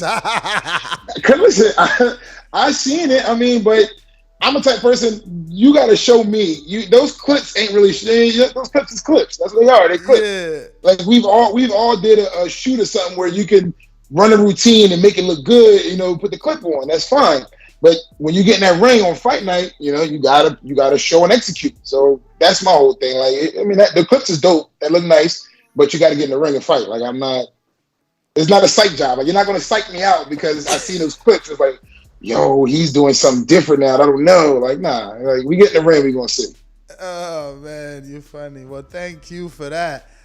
We got Jeff all the way in Nova Scotia that says, "Who's your biggest inspiration?" Ooh. Boxing one? I mean, I guess in general, right? It could be in life. In general, it's gonna be my family. It's me and my family. Like I carry a chip on my shoulder, like with everything. So it's like I'm out here trying to make my name known. Like, you know what I'm saying? Like I'm trying to make my name known. And then my family, like I'm trying to make my family, put my family in a better position. I got a mother, I got a father, I got cousins, I got sisters, I got brothers. So I'm just trying to put them in a better position. For sure. I believe that was the last one. Let me just refresh. But Derrick, in the meantime, where can they follow you and how can they get tickets to this fight? You can follow me on Instagram at The Real Derrick Starling. The Real DEREK Starling STARLING. You should be able to go. I think you can go online for tickets. I'm not sure. I haven't even looked up tickets for my own self, so I'm not too sure about the tickets thing. All right. Well, thank you for coming on the show, brother. We look forward to getting you back on and obviously, getting you on after the win for the victory lap. And look forward to great things from you in the heavyweight division, brother. Thank you. Appreciate everything. All right. There you go, ladies and gentlemen. Up-and-coming prospect, Derrick Starling. Find him on Instagram. You already know, IG Derrick Starling. You can find it really easy. 2-0, 1 KO. And yeah, I see you guys. Mitch don't hit back. I'm just saying that the dude still looks good doing his pad work. You know what I mean? Karma, the fight was turned down. Jason said no. And people are saying you need to fight someone a little more experienced. You have 3 fights and you won all 3 times. So people are like, why do you want to fight a dude coming off of a loss that got knocked out? And that is a great question. You're going to have to answer that Wednesday. Border Wars, 7 p.m. Eastern Time, 4 p.m. Pacific Standard Time. We will be talking Border Wars. Let's go out to Brooklyn. King Born in the building. When you see old dirty bastard fall in a position like that, then you know that I'm getting ready to bust your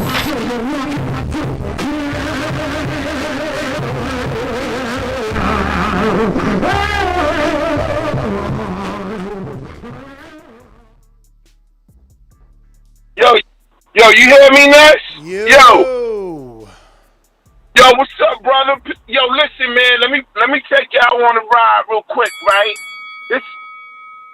The word is pressure. So Ness, right now, me and you and the whole boxing family, live chat in the back, everybody, Boxing Royce, we on the submarine called the SS you know, boxing monster. Right now, we under the Arctic, right? And oh shit, it ain't no power. We lost the power on the submarine, yo. I got Earthquake, GB Guthrie, all them cats in the back chat, in the live chat. They trying to put the power together. It's dark on the submarine, y'all. We're under pressure. That's how Tank had Mario under pressure. Let me tell y'all something, y'all. Everybody listening. Tank is a problem from 120, from 130 to 140. So I don't think he's ready. So you gonna do that Colbert fight or what? Yo, I would love it, but you know Mayweather on his bullshit, Ness. He only want him to fight PBC fighters. Yo, Colbert is in. Let me tell you what Colbert is going through right now, right? Gamboa was a layup for him, right? Now he got to hit a 50. He got to hit a 50-foot, half-court shot with the lights out, fighting the great nephew of Genghis Khan and Kublai Khan, the Mongolian man, King Tug. You heard? That fight is going to be crazy on Saturday because they both got the same records, right? I'm going Brooklyn all the way, New York style, Chris Colbert, but this shit ain't easy for him. You know what I'm saying? And I'm going to tell y'all something about Tank. Tank has power. Tank at 5'5". Now, you can talk. I can't diss Mario Barrios, y'all. Don't diss him. Don't diss him at all, Ness, because this dude had a 6-inch and a 6-inch height advantage. And one thing we know about Tank, he has incredible power at sort of a size like that. Even Mario Barrios said that, man. And yo, Tank was losing the fight, Ness, and everybody. Tank was losing that fight. Man, you losing your mind, man. You losing your mind. He was losing that. He was losing that fight. Never losing that fight, man. Checkmate boxing. What up? What's going on, Ness? Hey, you know I had to come in. You know how much you and Mike used to ride me when I was telling y'all where Tank was ranking at this was when it comes to skill. And it's great to see that everybody is finally getting the notice. But to me, this is who he is. People look at his off-the-field distractions, the Gamboa. Even with Gamboa, he dominated Gamboa. You know what I mean? But it was his worst performance because of the output, because he was only going for the knockout. But the thing about it is, Tank is a pound-for-pound fighter. If anybody don't recognize that, they don't know boxing. I'm talking about his crisp jab, his crisp, straight, sharp shooting, his balance, his footwork, and of course he has power in both hands. So when people say, well, who does he fought? Who does he fought? Well, who did Loma fight? Loma has been fighting C-level fighters forever, but people want to claim, oh, he this and that, this and that. I've been telling people this guy is. Well, Loma fought real champs. He ain't fight regular champs. You keep saying real champs, C-level fighters, because they're real champs. Even when he got so that WC why belt, Tank ain't fighting C-level fighters with regular belts? Why he ain't fight Jamel Herring? If you want to talk about C-level fighters. Listen, I want that to happen. But he not though. I'm talking about the skill. I'm talking about the talent. But Loma had no qualifications. But you talking about the skill. You talking about the skill and the talent. But you bringing up Loma. Like, don't bring up Loma when he done more than Tank. No, he has not. No, you cannot say beating Pedraza, Linares, and Luke Campbell. You can't. No, you sound crazy, sir. You can't put none of these fighters Loma has ever fought. Great Tank, yes, sir. Yes, sir. Tank running from Gary Russell for 5 years. Do you say he's running? Gary been calling him out for 5 years, man. 5 years. But you're saying that. Listen, whatever the plan that Mayweather and PBC had for him is obviously all working. I'm telling you, listen to me. All I'm telling you is Loma wanted to fight Tank. Tank didn't want to fight him. Loma fought Hold Gary. on. Loma fought Gary. Loma fought Ness. Gary You're not 10 making years sense now. ago. Loma fought Gary 10 Ness, years ago. Ness. The same dude Tank still ain't That's fought. Stop 10 years lying ago to when he people. was 1-1, came Stop off lying a to loss. people, man. He already lost to Toledo. Ness. You can't keep bringing up something that he fought when Gary was green and Gary was then Loma green. was 1-1. You sound like you high off the green right now, man. When Gary was green, dudes try to make excuses for anything. Dog, don't take Lomachenko's win. He came off a loss to Salido, got right back in the saddle. Don't do that, man. Trying to discredit now that win and say Gary was green. Oh, you was a weirdo for that, man. That's one of the best wins he got. You want to discredit it to prop up Tank? What the hell? You dude just tripping, man. Like, why you can't just let both dudes be great? People talking about Tank fighting Barrios. Look at who Loma was fighting. What are you talking about, man? Yo, FYI, you got to literally put $10,000 on Chris Colbert on mybookie.ag using code BETTBV to make $1,666.67 because he's a minus 600, man. Tough, man. Tough to make money on Colbert this weekend. Numbayar, tugboat Numbayar is not as good as people thought he was with this betting so wide. You can't even make nothing on him. I mean, the best thing you could do is parlay it, and there's not even, too many fights to parlay it with. Jake Paul odds changed too, man. All that Tyrone Woodley footage shit changed. They both even money now. It's 120, minus 120, minus 120. Even money. Crazy.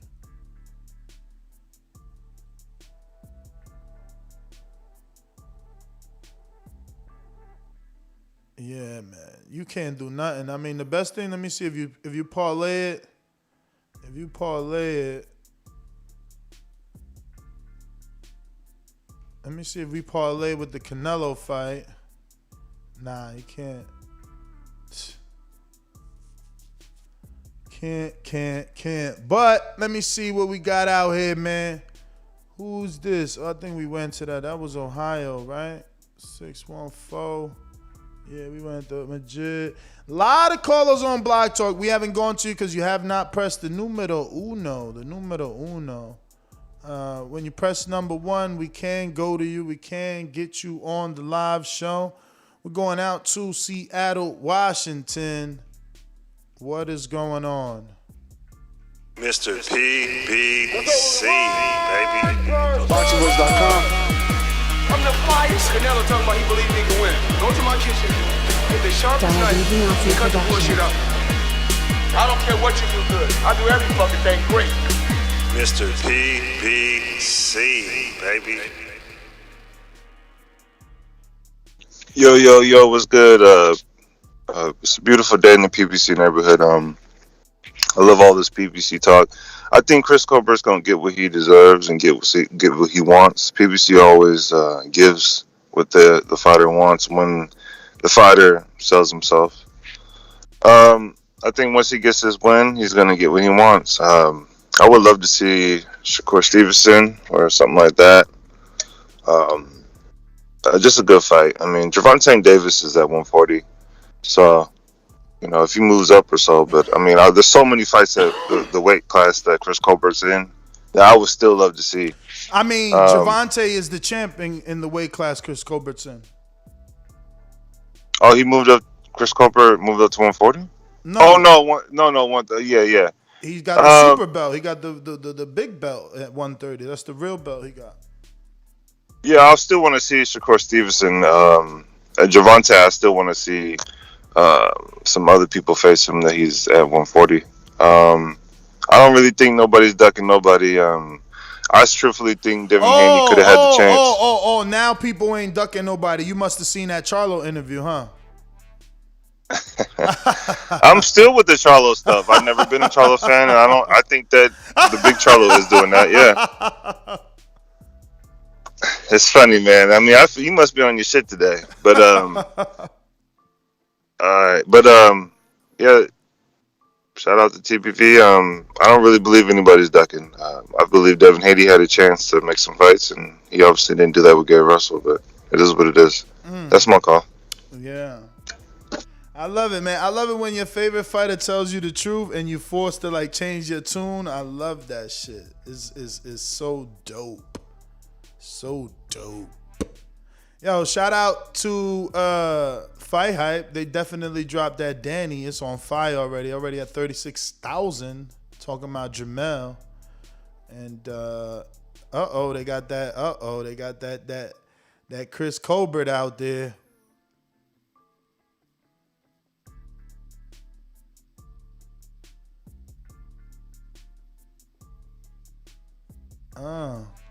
They put that Jacobs. So you talk about that Charlo fight. It's going down. We going out to, who is this? This not Antonio. Let me see. 1425-569-5241. Press 1 time to voice your opinion right here on the Voice of the People hotline. We're going out to Big Gucci. What up? Big Gucci Nick, what it do? What up? Yo, I got a question for you, man. You don't think Tank should fight Taylor? Am I getting that right? Like, if you think Tank is a belt right now, is he that big of a draw? Like, imagine him being undisputed. Like, wouldn't that triple his fucking bag? I don't know, man. Like, why wouldn't he want to fight? Teller won all those belts in front of 7,000 people. You tell me, did it triple his bag?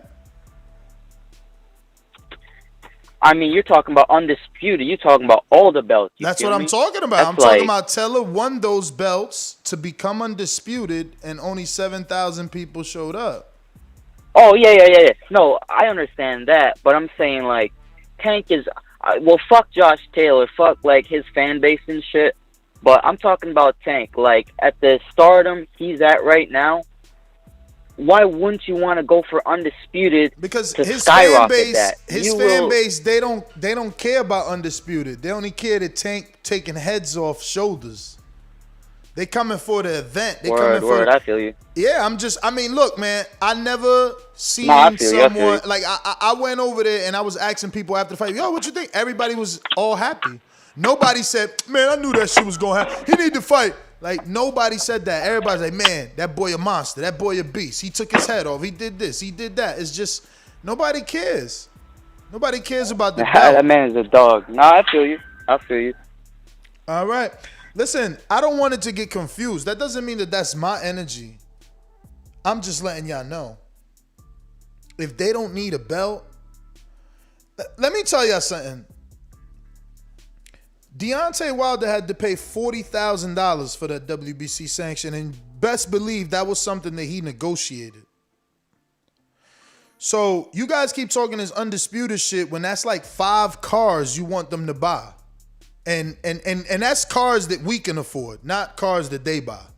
You understand? So I get you with all the belts, and I get you with the legacy. But it looks like they building a bank account. They're not worried about your legacy. They worried about the legacy of their bank account and the legacy of their superstardom. Because there was a sold out crowd. There wasn't no fancy pantsy belts to be in sight. There's no need. There's no need for the belt. This is what I'm saying. Like, they got a belt. It served this purpose. But furthermore, the fighter did what he had to do. He excited a crowd and gave him a fantastic fight and was an entertainer. You know, remember the clip of him dancing after he knocks down Barrios. Entertainment, you know, keeping his fan base happy. But we're going out to Marcus, Ohio Runs Boxing. What up? What's up, man? What's going on? You hear me? Yes, sir. Hey, man, you nailed it on the head. I went to work the next day, and it was casuals excited about Tank, and the first thing they said was, "Yeah, man, he just won the belt. He a champion and everything." They didn't even know, and that's the sweet thing that what Al and them is doing over there. You can create the champion. He ain't got to be the real champion. The casuals don't know the real belt from the fake one. You know, what they doing is some of the people, the real champion got the real Jordans on. And if I can get the same reaction with fake pair of Jordans on, I'm winning. And my fans are still, I'm winning. If you went and got the real Jordans and people loving you, but I get the same reaction with my fake J's on, I'm winning. They don't know the difference. So the casual, they selling it to the casual, but I'm going to say this before I get off, Ness. I think Tank, based on his skill and his power, he's our generation of Mike Tyson. When it comes to the culture, the black culture, this is our Mike Tyson, bro. They put Mike on pay-per-view fighting nobodies, and they was building because he was the product. That's what people don't get it. But as a hardcore, that's what I said yesterday. He's Tank is the belt. He don't need a belt. He is the belt. You want the Tank strap. He don't need Josh Taylor. Josh Taylor need him. Taylor. Josh Taylor need him. That's why he on Twitter talking about, oh, you got a Mickey Mouse belt. Doggy, more people watch that fight than your fight. And that's why Floyd said we're going to keep it PBC, because we building. Y'all going to have to sign to come get fights with us, 2 or 3 fight deals. I'm out. Later. Meanwhile, listen, everybody is so mad that Floyd said it, and it's because he's more popular, but how did Teofimo become undisputed? How did Josh Taylor become undisputed? It's called in-house. It was in-house. Comey, in-house. Ramirez, in-house. Josh Taylor, in-house. It was in-house. I mean, Loma, in-house. So now Mayweather says what Top Rank has done in 2 separate divisions. They got Tio to unified. They won't give Devin the fight. Vasil was supposed to fight Devin. He became franchise not to fight Devin. Why? Because it's not in-house. So what did they do? They turned around and fought in-house with Tio. How'd they make the Taylor Ramirez fight? In-house. People sound so stupid. It's like y'all don't know what's going on right in front of y'all. Bunch of fucking weirdos. I get so upset because it's like, oh, Floyd, look at Floyd so bad. Look at Gervonta. He's going to do in-house. What in the hell is Top Rank doing? What is AJ doing? Povetkin. That was not in-house? And again, some fighters need the belt, right? AJ, he took that belt and he was able to create business in his country. You know? By gathering those belts, he makes you go to him. You know? Tank, by having the money, he makes you come to him. You know? AJ is money, but he needed that first belt to put the attention on him.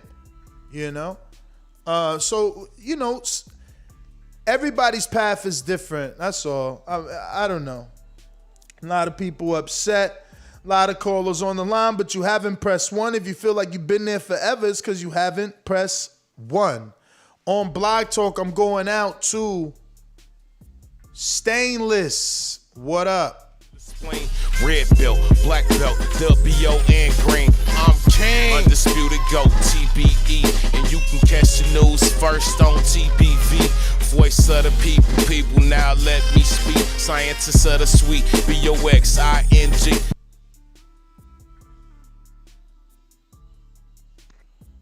Yo, TBV, what's good? What up? Yo, call me on another off day, even though I'm at work.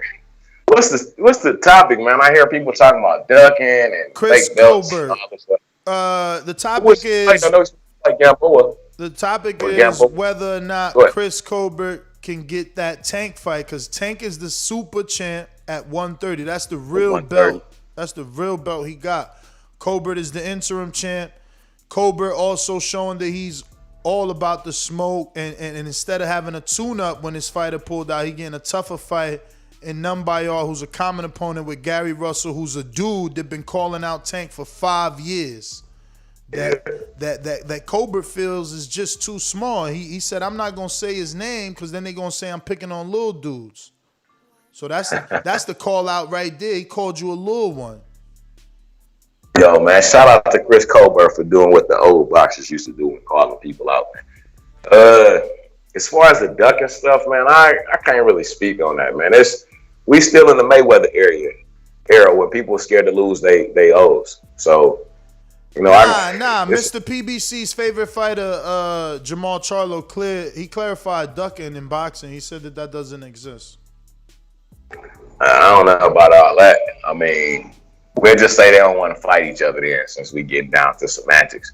But I just watched this documentary on Showtime the other day, The Kings, where they were talking about the 4 kings. Yeah. All them dudes found a way to fight each other, man. That's what made that era so great. You know, and we don't get that now. You know, we get champions who want to remain champions, who are more concerned with their pay-per-view sales. And that's great. You know, I get it because you're not in this just to make peanuts. But, you know, I think you were talking about it earlier, like, not so much that boxers don't duck each other. Boxers aren't concerned with their legacy right now. Of course not, because guess what? Marvin Hagler, he couldn't eat his legacy. He had to have like 50 fights before he made money. He wasn't Ray Leonard. Ray Leonard made $40,000 his first fucking fight. We don't even got fights. Yo, they was showing that on there. Like when Sugar Ray fought Benitez, he made like $1.2 million. Exactly. Hagler fought fought on this undercard, and he made like, how much was $40,000? How much 1 point whatever million worth back in the fucking year that Leonard was getting it? Meanwhile, people want to act like Marvin Hagler was this dude. Oh, he had losses and draws people don't even like to talk about. Plus, he was broke and upset and frustrated that everyone else was getting the money in the fights that he wasn't. So felt overlooked. He had to name himself Marvelous. So like, again, he had to change his name to Marvelous because he was going under their radar. People call in here, these old heads calling in, oh man, the golden era, it was the great era. I bet you Marvin don't tell you that. I bet you Tommy Hearns can't. I bet you Tommy Hearns can't tell you that because he can't talk the same way. You heard the difference in the documentary from when he was young and how he is now. Shit don't even sound the same. So like when people tell me, oh, Tank ducking, yeah, he ain't ducking no zeros in his bank account. None. He ain't Marvelous Marvin Hagler. You right. He ain't begging for a fight. He ain't mad at his life. He ain't broke. He ain't got to look up to 2 other dudes in his team to take care of him and feed him and house him. That ain't what he doing. You absolutely fucking right. He ain't doing it. He ain't Marvin Hagler. But I got to get out, man. But first off, man, rest in peace to Marvin Hagler, man. Great years of boxing we got from that dude. And you know what I'm saying? As I always say, please make sure you push that thumbs up. Share this in every episode of the Boxing Voice podcast. This is TBV for life. And if you're on Patreon, it's because you're stupid. Shout out to El Camino. Peace, brother. All right. Let me tell you, I forgot where I was at. What conversation. But, oh shit, it was yesterday. Herman Caicedo was saying that boxing would be different if it was structured different. If you told the fighter, look, if you come with me in the next 10 years, you're gonna be making millions of dollars and you're gonna be a star, but you gotta do XYZ and you will become XYZ. Things would be different, but it's not like that. This is all chance. This is all happenstance. Who you know, who you don't know, determines how far you go. So in a sport that has no guidelines, that people call into every day and complain or stress that there may or may not be corruption. When you find your lane, you dudes are really telling me that you should get out of your lane and go give someone else an opportunity And by the way, that someone is your nemesis. You guys sound stupid. So Bob Arum, right? This is what you guys are saying, right? Bob Arum is Top Rank.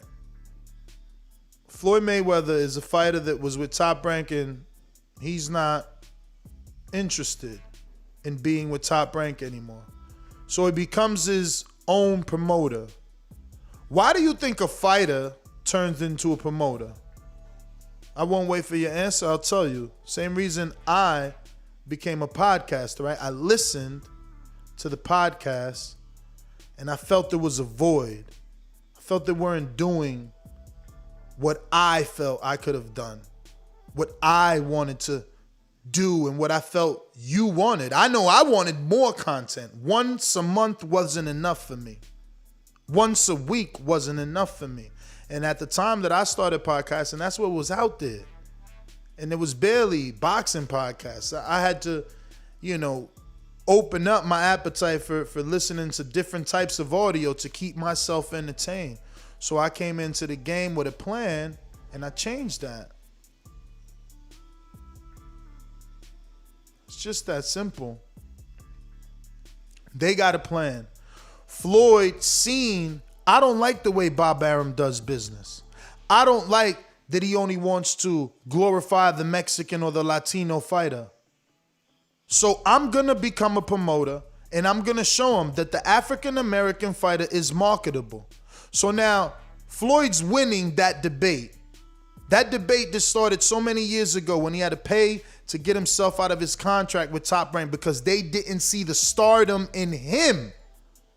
He's winning that debate today. And many of you will say, no, Ness, he been did that. He been did that when he became the superstar that he became. No, he didn't, because the haters would say, well, that was a once-in-a-lifetime generational talent. So what he showed you now is, no, I just know what the game was missing. I seen what Bob Arum and Top Rank were doing, and I felt I can do different. So I'm going to take this kid from the inner city, not from Michigan where I'm from, no relation to me, and I'm going to make him into a superstar. And that's what he done. And y'all want him now to go in and call Top Rank and say, hey, you didn't believe in me. You believed in Oscar. You made me buy myself out my contract, but I'm gonna go ahead and let you eat with me. Okay, now that's a boxing metaphor. For my street dudes. You come home and your man is on. And he don't put you on. So when you come up, what the fuck is you gonna put him on for? When the shoe's on the other foot and he get back and now it's his turn to come back out. Why are you putting him on? I just don't understand the way that y'all do business. It's so little dummies. Just dumb dummies. I'm gonna help you eat. You've been eating for 84 years. I'm gonna help you eat even though I don't like the way we do business. Even though you did me wrong, I'm gonna give you my youngin' so you could do him wrong too. Or did y'all forget what Lou DiBella said? When you do a deal with Top Rank, you lose your rights to promote. Or y'all forgot that Frank Warren on the outside looking in. What's up? Really, what's up?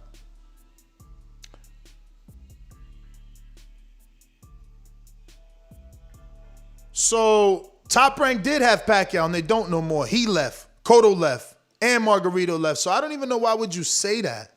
You sound like you don't know boxing. Try to pick fighters that stood with him. Try to pick fighters that retired with him so your argument makes some sense. Not all fighters that left. Margarito gave Top Rank everything, and he still got cut. The minute shit hit the fan, they disassociated themselves with him. Benitez, talk to me. We ready. Yo, what's up, Ness? How you doing today, man? I'm loving it. Man.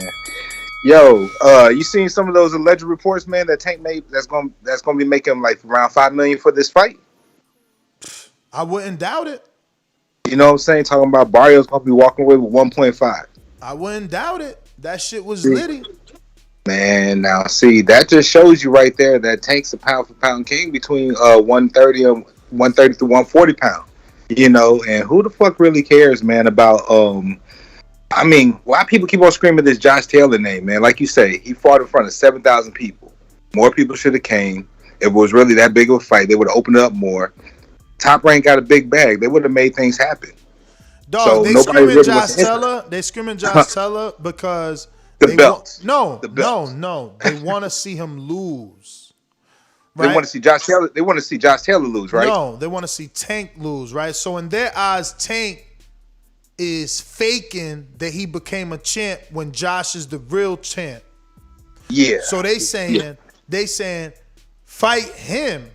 Mhm. He's saying, dog, I'm just doing me. Okay, and I'm let's just be honest. doing me. Let's be honest. Let's be real. How many of us are truly sold on Jose Ramirez? I don't know. A few people were sold. Definitely my man Alex Lemon was sold. And he definitely converted a few people with his win over Maurice Hooker. So, you know, he's a good fighter and he was a good champion. And if he would have beat Josh Teller, he would have been in a better position than Josh Teller. Josh Teller, he's from over there. He's from over there, and you know, until the United Kingdom gets back cooking again, the way that it was, and it becomes a hotbed for boxing and entertainment, it really don't matter what Josh Teller doing or got. That's just the bottom line. It mattered when those dudes got an open arena, open stadium to bring you in, and it's like, yo, yeah, come fight me over here in front of 40, 50,000. You're going to do UK pay-per-view, and we're going to sell the rights to the US television to Showtime or DAZN. That's when it made sense. But if you ain't making no sense, I mean, really, what are you doing? If you're not making no sense, really, what are you doing? That's all. And people got to understand that. It's not making sense right now. Now you want to come to America, right? You want to come to America and you want to sell your belts. You want to see how much Mayweather gives you for your belts. Or should I say an opportunity at the chance to win your titles. But at the end of the day, you don't bring anything to the table, because if you brought something to the table, they would be contacting you, but they're not. You contacting them. You know, I don't understand. It is no disrespect, Rue. I think you're being way too harsh and trying to incite a riot in the chat. I'm not being disrespectful. He won. He is the undisputed champ.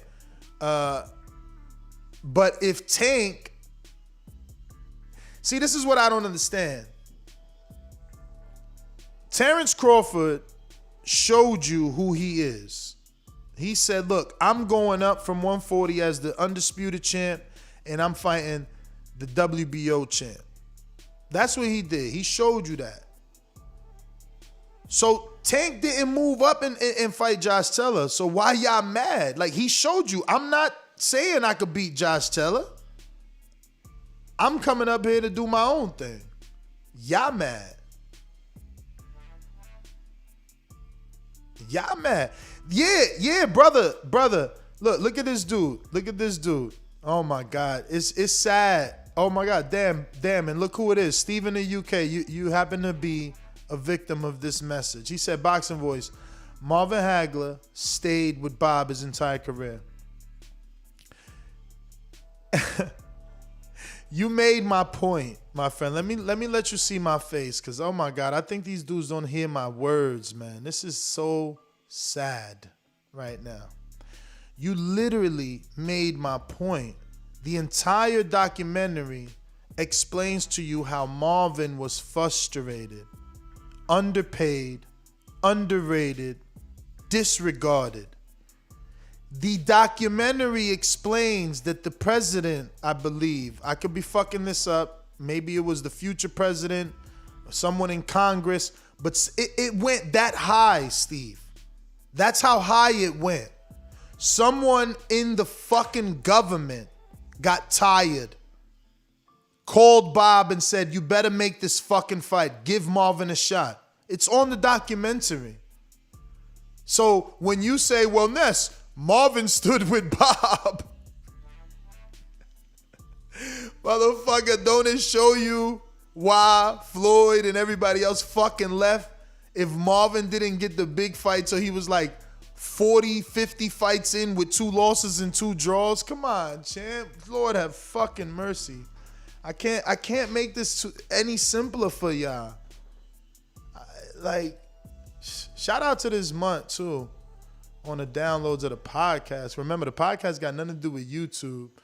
Sheesh, we growing, baby. I'm loving it. I'm loving it, man. And I love what I do. That's why I come at y'all with passion, man. Come at y'all with passion. I do my job with passion. I go to these gyms, and I'm blessed. I feel blessed. You know, that's the first words out of my mouth to Danny Garcia was like, damn, God is good to me, man. As soon as I walk in the door, Danny's there. I was not expecting him. I went down there solely for Colbert and got blessed with Danny, Michelle Rivera, you know. Many people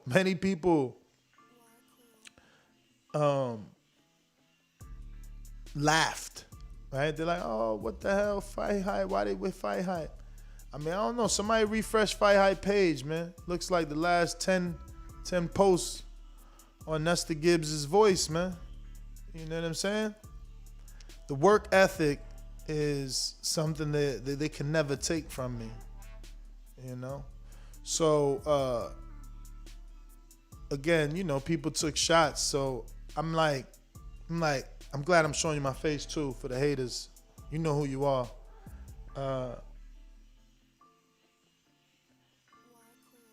Again, I'm going to give 2 analogies. Boxing and street. All right? So boxing. If Mayweather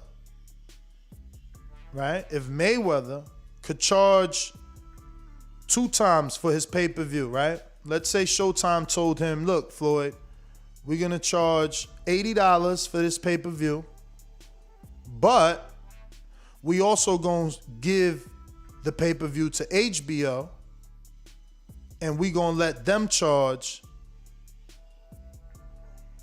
X amount of dollars, and we'll split it.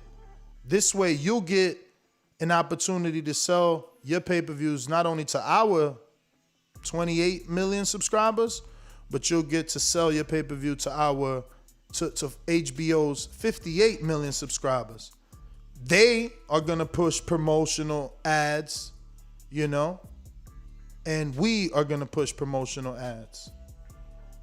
Would Floyd not have said yes?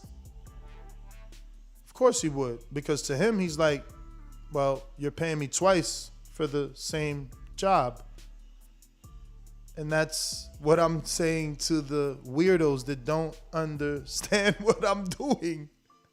Like, my videos still come to the Boxing Voices YouTube. And what's the problem with that? So I'll do another analogy.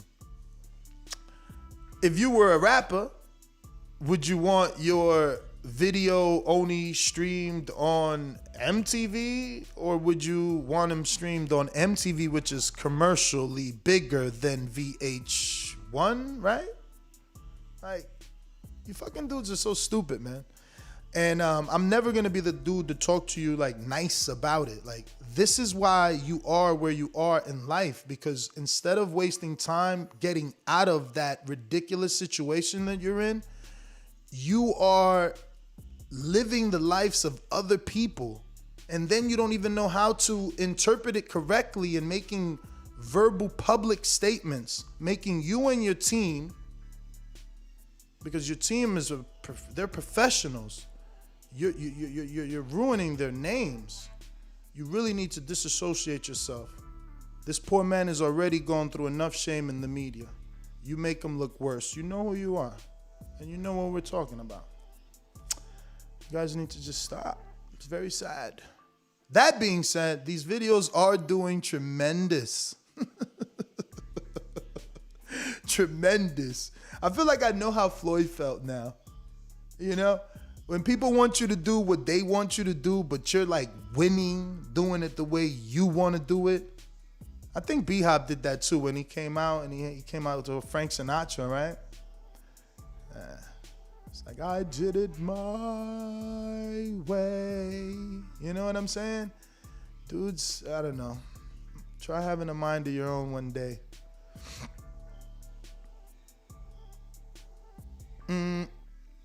All right, so message from the editor. He's on point. Shout out to you, champ. Let's see what we got. Who's up next? Stainless, you want that boomerang or you hard at work? And is this, let's see who's this in Fresno. I think, damn, it's not Alex. I remember that other number. I just gotta start memorizing the name.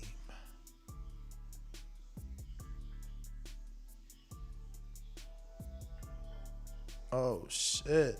Look who it is, Caesar, and that's in actually in. Ain't you in?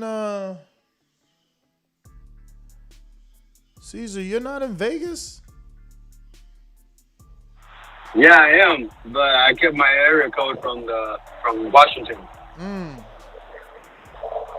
What up, though? Can you hear me? I hear you. Yeah. Sorry about the background noise, brother. I'm at work.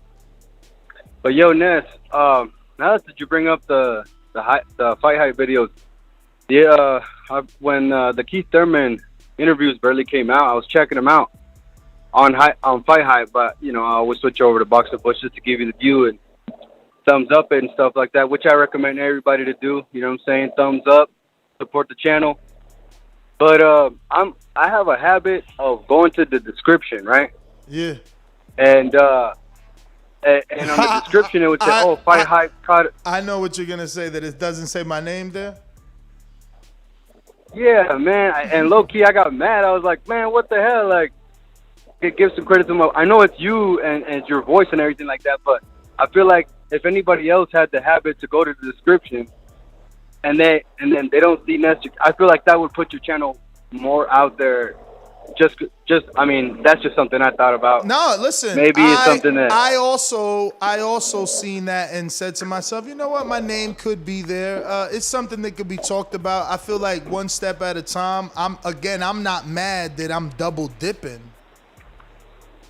You know, the people I'm interviewing are getting more views. They're getting more attention. Coffee is getting the attention he deserves. You know, and yeah, that's what I'm offering. I'm offering double platforms. You know, what other person can do that? Right. Everyone else got an exclusivity deal. You know, again, my haters just don't understand. I don't. I'm not exclusive. Right. You know, I go where I'm needed. I'm a freelancer. But listen, the thing is, I just feel like I gotta tell you this, Caesar. The truth is, it's excited me. I stopped doing interviews because go look. I drove 5 hours to go see Mike Coffey, and on our channel, a couple of the interviews did like 62 views.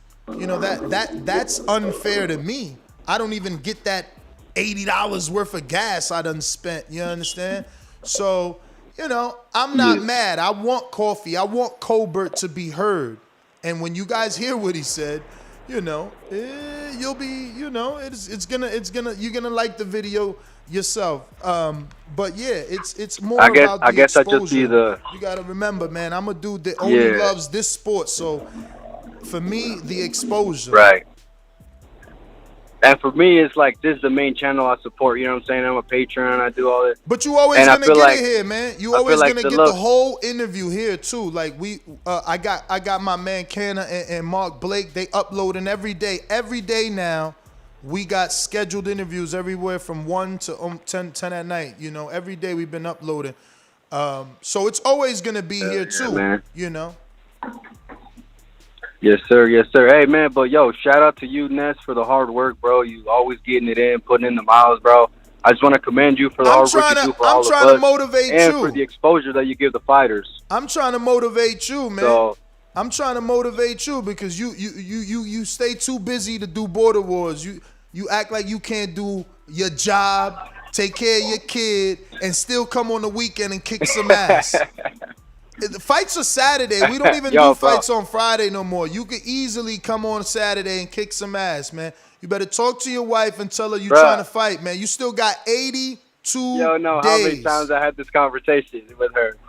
Nah, No, but, bro. yo, You better hey, play. You better, hey, man. You better play the audio. You gotta tell her she can't. Yo, you a man, and sometimes men need to go out with their friends and have some fun. At least you gonna be in the ring. You know what I mean? You got 81 days, brother. That's a long time. You can get ready. So we want to see you in the Well, ring, like I champ. told you in the text, bro, you know, I got the little family vacation plan for, Oh, for damn. that I forgot. time of the year. I forgot about So, that. yeah, but, bro, I'm not even lying to you. I'm dying to be a part of it. I'm fucking dying. And right now that she's back to working out, I get my time to get back in the gym. And, hey, bro, whoever I get in there with, it's going to be a problem, man. Mark my words, man. I'm hungry. But, yo, man, keep up the great work. Great show. God bless, man. And, yo, TBB for life. You already know, Caesar. Thanks for calling in. Listen, now that I got my little eye calendar up, 25 days till Wilder Fury. Holy smokes, guys. That's like around the corner. This is exactly why we didn't do the appreciation night. There's no time. No time. But I definitely found some amazing venues in Las Vegas. I screen shared it. One of the episodes, you're going to have to go back and find that. But, man, an entire compound where we could have a little basketball tournament, cookout, we could smoke, we could swim, everything. I'm talking about amazing, amazing. So what I'm going to ask you, if you're listening to this today and you feel like, yo, you know what? I wouldn't mind staying the night with TBV for the Earl Spence and Manny Pacquiao fight, be on the compound, wake up Saturday morning, let Ness dunk on me, you know what I mean? Get in a swim race with Jordan or Anthony Edwards from Queen City Cobra, you know? Or be in the theater room with Stainless. Be out on the compound at night, blowing that legal Vegas fire. Hit me up. No hardcore commitments, soft commitment. You know, because if we can put together a few select individuals, an intimate amount of people, we could probably still get it done, just us, and still have a fantastic time, you know? Enough to run a full court and all that good stuff. But that would be for August 21st for the Pacquiao Earl, because Wilder Fury is 25 days away, too soon. Remember, we're going to be in Atlanta July 31st, and that's 32 days away. TriStar Boxing on Friday and Saturday, 17 and 18 days away. Remember, we're going to be out there. We're going to be covering Mac Truck, the undefeated 5-0 heavyweight. Amari Jones. Bill Haney should be in the building as well. You know, they promote Bill Haney, DHP, so they should be coming out. And then Border Wars. Border Wars, 81 days away. Hey, Stainless. Well, before I even offer you the Jason Hotsy fight, which I just did, right? I need to ask Hotsy would he fight Chu, because you do hit hard. But yeah, I got a 37-year-old, the one that lost to Bishop, trying to get him a fight. I need a 40 and over, 118, 122 pound fighter, 118, 122 pound fighter. Must be a novice. I need some heavyweights. Yo, the dude I gave all that promotion to, my man is on the fence about signing up, talking about, oh, I don't know because of the Canelo fight, because if Canelo fight, I'm going to that fight. And it's like, bruh, you worried about Canelo fighting when you could be the fight, bruh. Like, you tripping out here. You tripping. So I'm looking for heavyweights, man, because I got my man Juan. He's fighting. Baldy's trying to fight. We need a 41-year-old, 118, 122 pounder for Baldy. That's right, Baldy. Shout out to Baldy. And then his best friend Juan is a heavyweight, so we need a heavyweight for Juan. Where's my man from the last one that signed up? Then he pulled out, man. What was his name? Xavier something? Xavier Coleman, man. What's up, Xavier? Where you at? Where you at, man? Heavy-handed Jay, you wanted a heavyweight. What up? I got you a heavyweight. He chubby. How much does... Oh, yeah, he 313. 313. 6'1". Right in your wheelhouse. What? Speak it, believe it, receive it. You asked for it, it came. 315, 313, 6'1". Let's go. Battle of the chubby weights. Let's do it. You can do it. Don't forget, Supermax also has a 154-pounder. Who want the smoke? Who want the smoke? With two amateurs, he looking for some smoke. He only got 2 amateur fights. Who want it? Who want it? Who want it? Maybe we could get DeMarcus to get down. He never made it down to 160, though. I don't know. Who we need? We need a 154. Who out there? I got a 175-pounder too that told me he's down. I'm telling you, you gotta get in the mix, man. Robert the Genius is back too. He ain't even make a solidified fight, but he's sparring hard, man. That boy's a dog. I better be careful. I remember Stainless called him out. I'm telling you, Stainless, I told you not to take that fight. He just sent me some shit where he got, like, dudes got him on the rope, about to put him down. Then all of a sudden, flip the script. Got the knockdown, bro.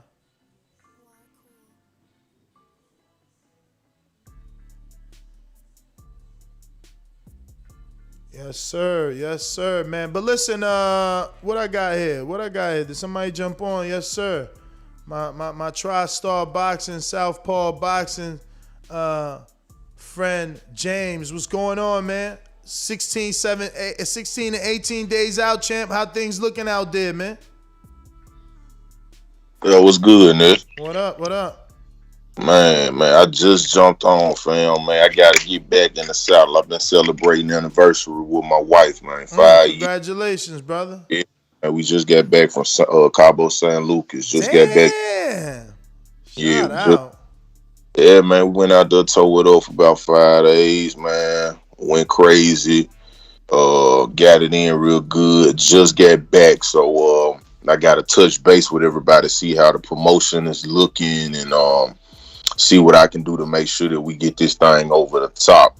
But before I did leave, Matt gave me some promising news. He said, tables been moving, and they already got some, I guess you would say pre-clicks or whatever. Like people are going ahead and putting the pay-per-view, and they putting it in the lineup so they can watch it.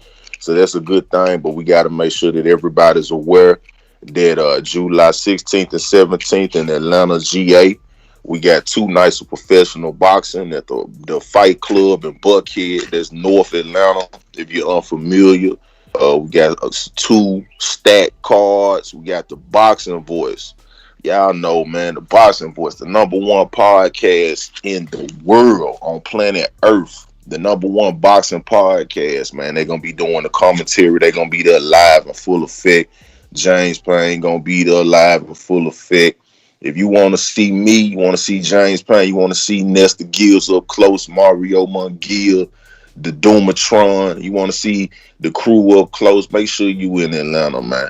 But see, Ness, you've been real busy, man. I'm just now getting a lot of updates to my phone. I'm seeing, man, you tore it up for the Tank Davis weekend. What that was like? Oh, man, it was amazing, bro. Atlanta's a freaking... I can't wait to go out there for 16th and 17th and see what it brings, man, because being out there for the BPE and big-time promotions, that was amazing. You know, we met plenty of fighters.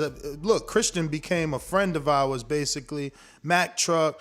I mean, so many people was in that Atlanta show, and then, you know, to take it to a Tank, which is the top of the top, you know, and really feel that was a great weekend, and I'm excited for this month because it's all about Atlanta this month. It's crazy, man. Shout out to Atlanta, bruh. Holding it down. Actually, I need to order something, man. I need to look fly for those two. I got like 3 weekends in Atlanta and shit. Yeah, man, you tearing it up this month, man. Hot Atlanta, man. That's the Gibbs got that on lock, man. Boxing Voice Takeover in Atlanta, Georgia. I think we got it. I mean, right now, you know, I know New York is known for throwing fights. Vegas known for throwing fights. California do they thug thizzle, man. But right now, down south, we got this boxing shit on lock. You know what I'm talking about? Atlanta, the capital right now. You know, they can have it back, but let us use it for a little while. Blow it up real quick. Get all the eyeballs on the sport, and then, you know, we'll see what they can do. We serve, you serve. You know what I'm saying? Right now, it's all south, though. Down south. Man, we got July 16th and 17th. Then there's gonna be right back July 31st, man. Atlanta, show the Boxing Voice some love, man. Y'all come on out.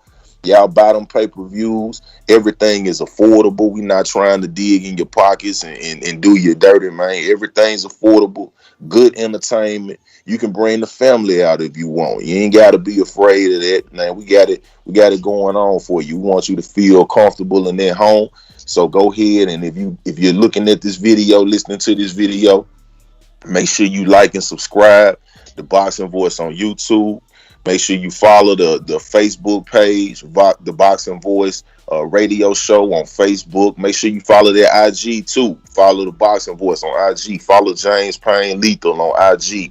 TriStar Boxing, man. We out here for you. Oh yeah, and this I'm gonna be getting in touch with you too here soon.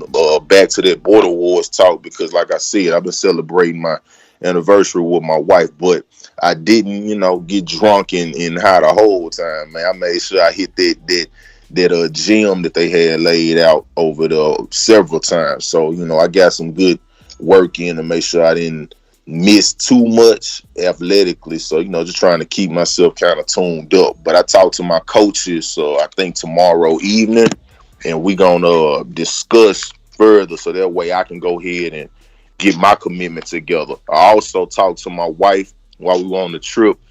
September 18th is my son's birthday.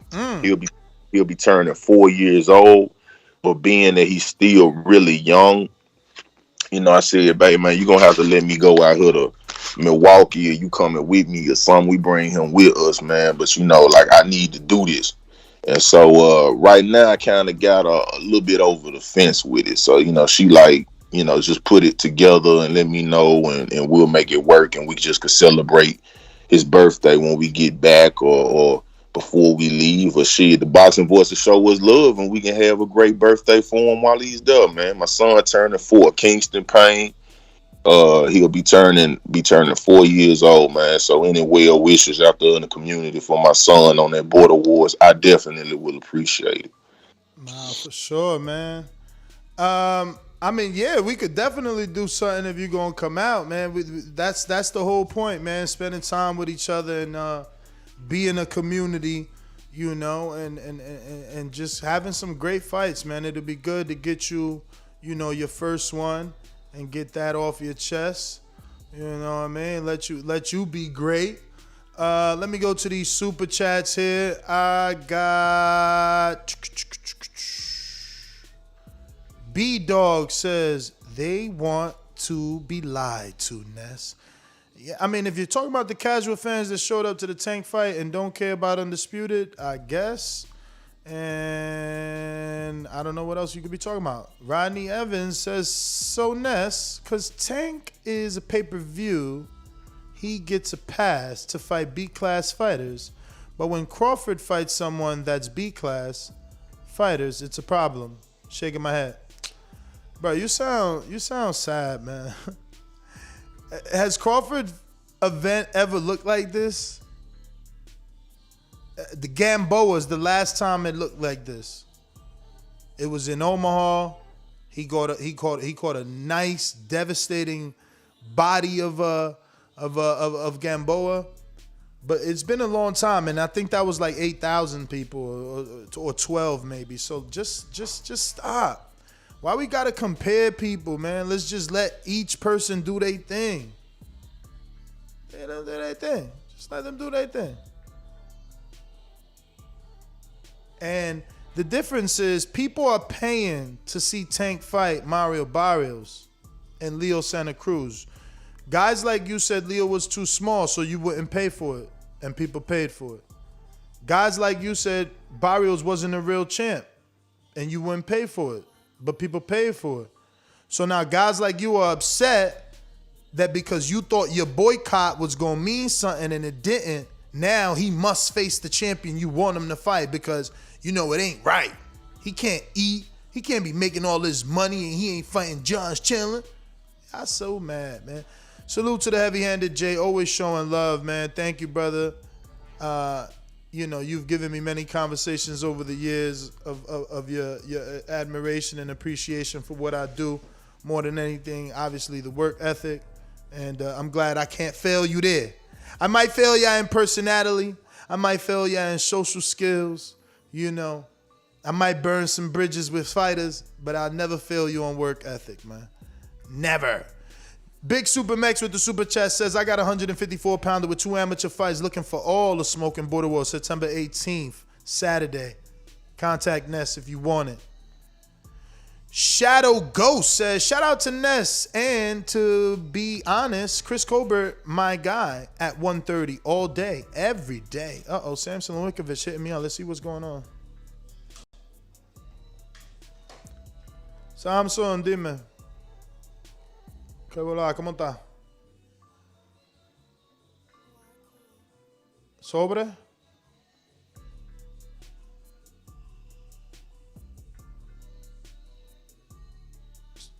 Ajá. So ya se va a mover, va a subir.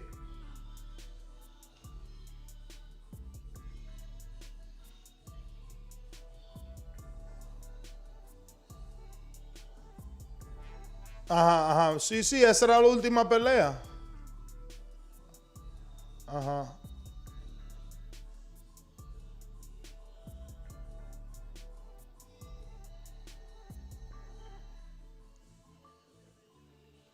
BoxingVoice.com.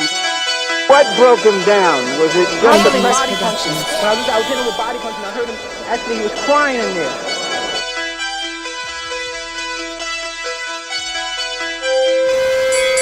You were saying that Biggs was crying when you hit him? Yes.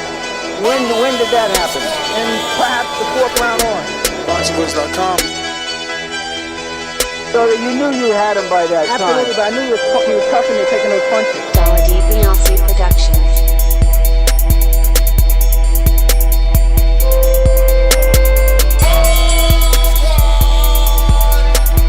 Making women gestures like, oh. Let's go, champ. It's the champ. Shannon the champ. With the fake champ. With Tally, Vitamin, Cusco. BoxingVoice.com. I'm a treat him like he's a C+ fighter. I'm a dominate, I'm a dog this fighter. I'm talking about punishment. We're gonna punish you for 12 rounds. Either the referee says you had enough, or you can say you had enough, or you can stay your ass there all night until you ain't had enough. Hey, I feel I'm the best in the sport, and to be the best, you got to beat the best. And all I did was beat opponents. I worked my way from the bottom to the top. I won a title by beating top competition and top fighters. This guy was hands title, he's a paper champion. Do you feel that you're the best super middleweight right now? 100%. Let's go, champ.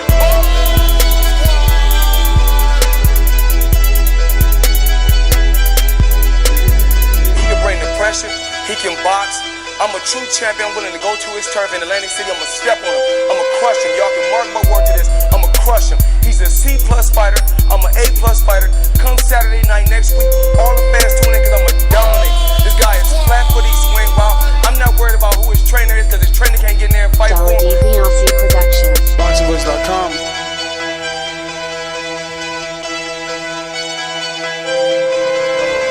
BoxingVoice.com.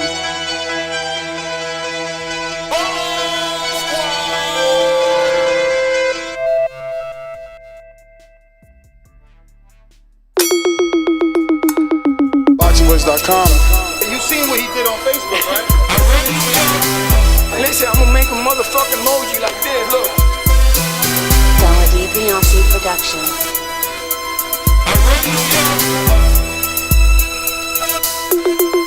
BoxingVoice.com. All the guys want. I want what Mayweather got. I want what Mayweather got. You done bust your ass like Mayweather. It was born to fight. My life has always been a fight. I sacrificed a lot to get to where I got to. You don't think you're being overly critical to a guy that took a body shot and didn't go down? There's no pressure. That's just my style. My style is to dominate. I want to get the guy. I want to stop the guy. You know, my motto is man down. BoxingVoice.com. Why you mad? I'm not saying the man can't take body shots.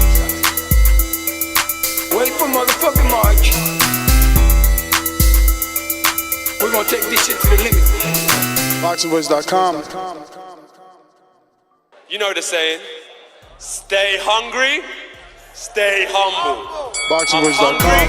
I'm humble in defeat, and I'm gonna remain humble in victory. This is it, right? Beyonce Productions. I just wanted to put on a great boxing masterclass and also show the sweet science of this lovely sport. Man, the first time was so nice, I had to do it twice. I'm prepared to the best of my capability, and I pray that I get the win. Look at it, like, I love Mike Tyson, how he came into the game on some different kind of vibe. You know what I mean? But it takes a crazy man to want to fight, you know what I mean, day in, day out. It's a hardcore sport, as you said, no silk shoes. Ain't no other sight in the game to see the boxing boys. Yeah. All right. We got Jonathan Sims with a super chat. He says, what is Chris saying? Is he not with PBC too? This sounds like early duck talk. What has Chris done to get a fight right now with Tank? Win and he will come knocking. Early duck talk. Yo, dudes is crazy.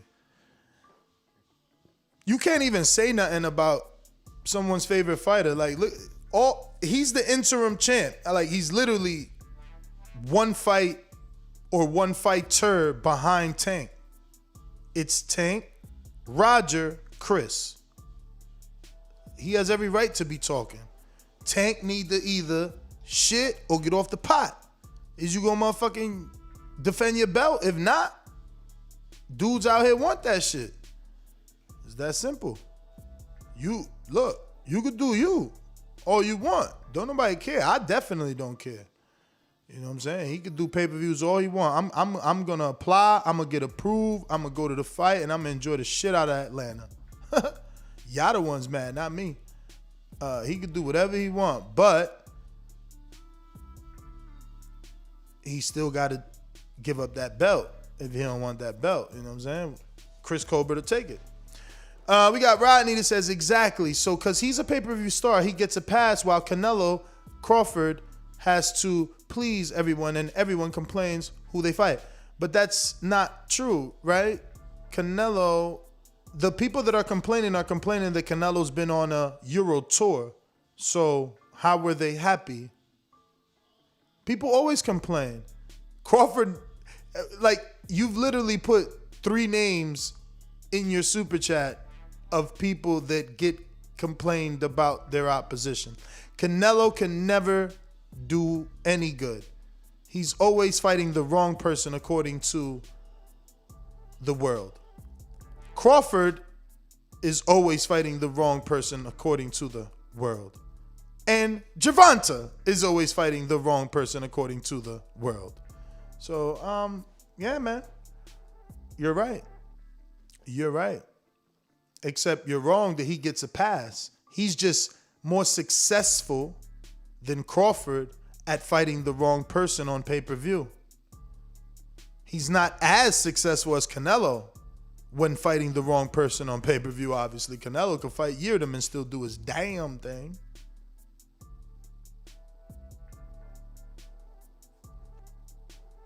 But JT, you in a place to be or you rocking out with me? What's going on? is you available? Because if not, we got Lids Low. Lids Low, you're going to have to come back to Wisconsin now. Baldy fighting, man. You inspired him, bro. Get your ass in the ring and Ain't no swing, hard man. fighting. Boxing motherfucker like this. BoxingWords.com. Hey, Daddy. Boxing thinking man's game. This is $1 beat. Skill. Up here. You gotta be the outthinker motherfucker. That's what we're fighting. BoxingWords.com. TBV. What's happening, man? Everything kosher, man. Nigga been busy as hell lately. But first and foremost, I gotta say, shout out to Baldy, man. My dog getting in the right. Oh, and I'm coming to Wisconsin anyway.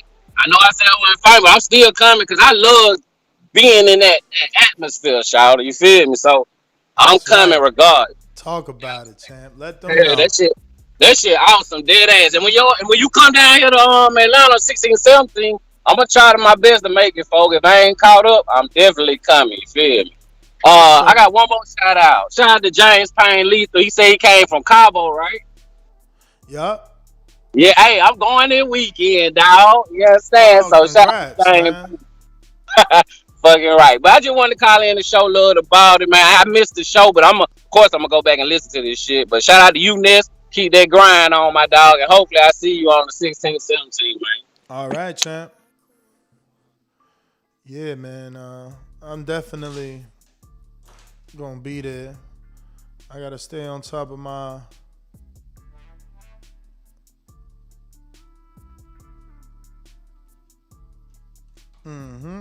Let me see. I think that's everybody, man. Nest GTO, Instagram and Twitter. I'm gonna refresh. Make sure I ain't leaving nobody behind on the super chat. And don't forget to join our free Discord where you can always keep the conversation going. It's like being in YouTube without YouTube actually being live. I know we got a lot of people in the back chat. Skype doesn't have the capabilities that Discord has. You have more capabilities and more functionality, and it's more user-friendly. Conversation doesn't end. So definitely join the Discord. The link is in the live chat, and it's pinned at the top. We got Jonathan Sims on Blog Talk. What up? What up, champ? What's good? Thanks for the show. But now it's time for me to come at you. So here's my question with you, Nan. And you know what? I'm not going to make this too uncomfortable because I understand you got to name the whole. And I like Chris. I do like Chris. And I remember the situation I put you in with Earl and Kenny. So I'm going to try to be fair. But here's what I don't understand, because what you said made sense as far as the position Colbert is in. But when Charlo was in that position, he had to still earn his shot with Canelo. So all I'm simply saying is, if it's good for one, it should be good for the other. Chris hasn't really done anything to earn that payday with Tank. And I don't think it's fair for you to sit here and advocate. He said that.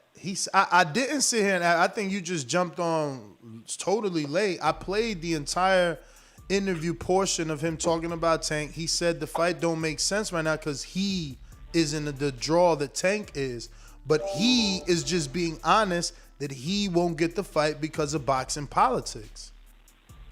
And see, that's why I disagree, because to me it sounds like, and this is why I put early duck talk, because why wouldn't he if he just run his course? If he create his own lane and do what he do, could become a draw. They're already on the same side of the street. Brother, politics just showed you he ain't going to get the fight. He's the champ at 130, but he's fighting at 140. It's probably highly probable that he won't be back to 130, brother. So, yes, the boxing politics have kept him away from Tank. He should have gotten Tank. He could get Tank. If Tank stays like a Ponce de Leon at 130 and defends his belts, Chris would get his shot. But for sure. And long as Tank got a belt at 130, the opportunity is there. So it's up to Chris to create his own path and make Tank come for him. But he's doing that, and that's what I'm highlighting. When someone has an elite level opponent or a high level opponent or a named opponent pull out, they don't get another named opponent. They get lesser opposition. For sure. And I'm not condemning him for that. I'm just saying keep doing what you got to do. Ain't that what you keep saying to Charlo? But that's what he's doing. He took a tougher fight. He fighting Tug Numbayar, who only lost to Gary. For sure. Gary, I'm with you there. I think that was a decision loss, not even a knockout loss. It was a tough loss. All I'm simply saying is I just don't think it's right for him to say, "Oh, that fight's never going to happen." Don't even put that energy out in the world. Just say, "I'm coming for you, Tank. I'm coming." Remember who I am. I'm coming for you. To put that negativity out there is why I'm saying it sounds like early duck talk, because like you teaching us, boxing has so many nuances. Anything can happen. And you're right. And I think he just understands the business. You know, what you'll see, I don't know when they're going to release it, either of them, whether it's Fight Hype or the Boxing Voice editors. I don't know when they're going to release it. But what you'll see in my interview, in a portion of the interview where I'm interviewing Keith, obviously it becomes a one for all. Like we just talking. I said Keith, I meant Chris. We just talking. Me, Chris, Jordan, Chris Padman, Danny Garcia, everybody. We just talking. So at one point he turns to Danny. He's like, "Come on, man, that's because you and him are Al Heyman boys." And I'm like, "What the fuck is you talking about? You Al Heyman too?" He's like, "Yeah, but they Al Heyman boys." So, listen, it's different, bro. You could be an Al Heyman boy or you could be an Al Heyman fighter. And I ain't trying to say boy mean anything negative. It means everything positive. It means he taking care of you. You an Al Heyman boy, man. He taking care of you. You understand? Gary was an Al Heyman boy, 8-round fighter on HBO. Never seen before. Gary the first and he the last. Well, I got to take that back, right? Fucking Loma did that shit with 2 fights. Wasn't he on HBO with that one fight, motherfucker? I think that was HBO with Loma, right? Or was all his own? Nah, it was HBO. He built himself on HBO with the Nonito Donaire fight. So, yeah, but Gary was the first, man. Gary was the first. Before there was a Loma, there was a Gary out there getting paid banana dollars for an 8-round on HBO. That was never heard of. Never, ever, ever, ever heard of. So, yeah, man. But anyway, I'm out, man. That's GT. Oh, actually, we got somebody else just jumped on. Who this?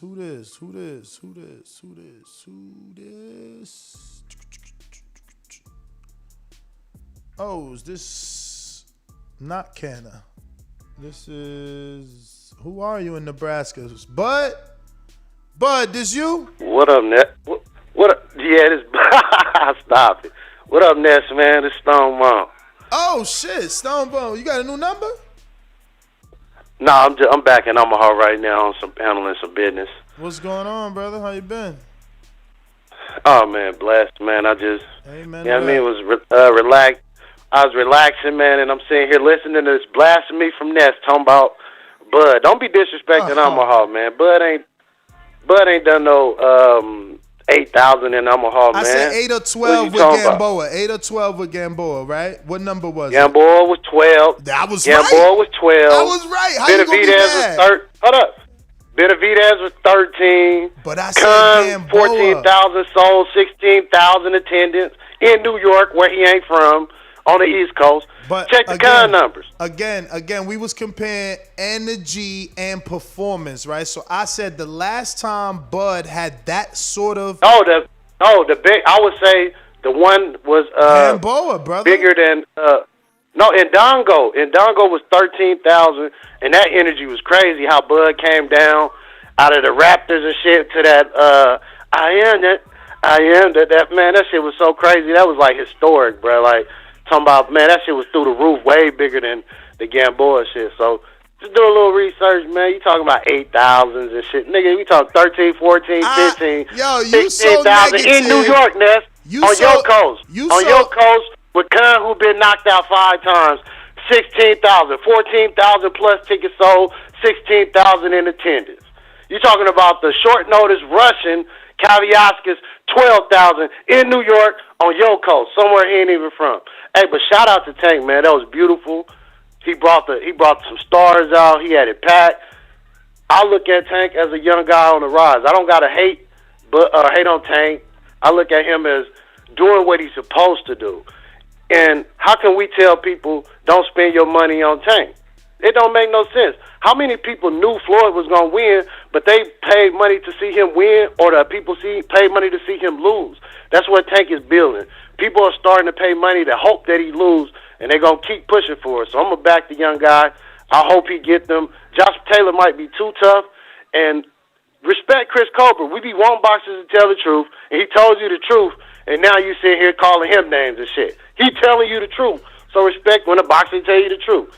And put some respect on Omaha name, man. Don't be trying to drop no 8,000, bruh. He did. That ain't nothing he do, man. What is 8,000? I don't think he did 8,000 since like Sanabrias and when he was fighting undercards, selling more tickets than Mikey in Texas on Mikey undercard. And that's a fact. You can check them numbers. So keep it real. But shout out to Tank, Young Beast. The stars are shining. I saw Ness with the camera, so he was putting in work, man, and keep grinding, man. I'm coming back, man. Listen, I'm finna sign up the first coming. I'm back, Ness. Peace. All right. Thank you, brother. But you being a little negative, man. I get you wanted to defend Bud, but I clearly said 8 to 12,000, and I wasn't shitting on him. I was saying the last time he had that type of energy.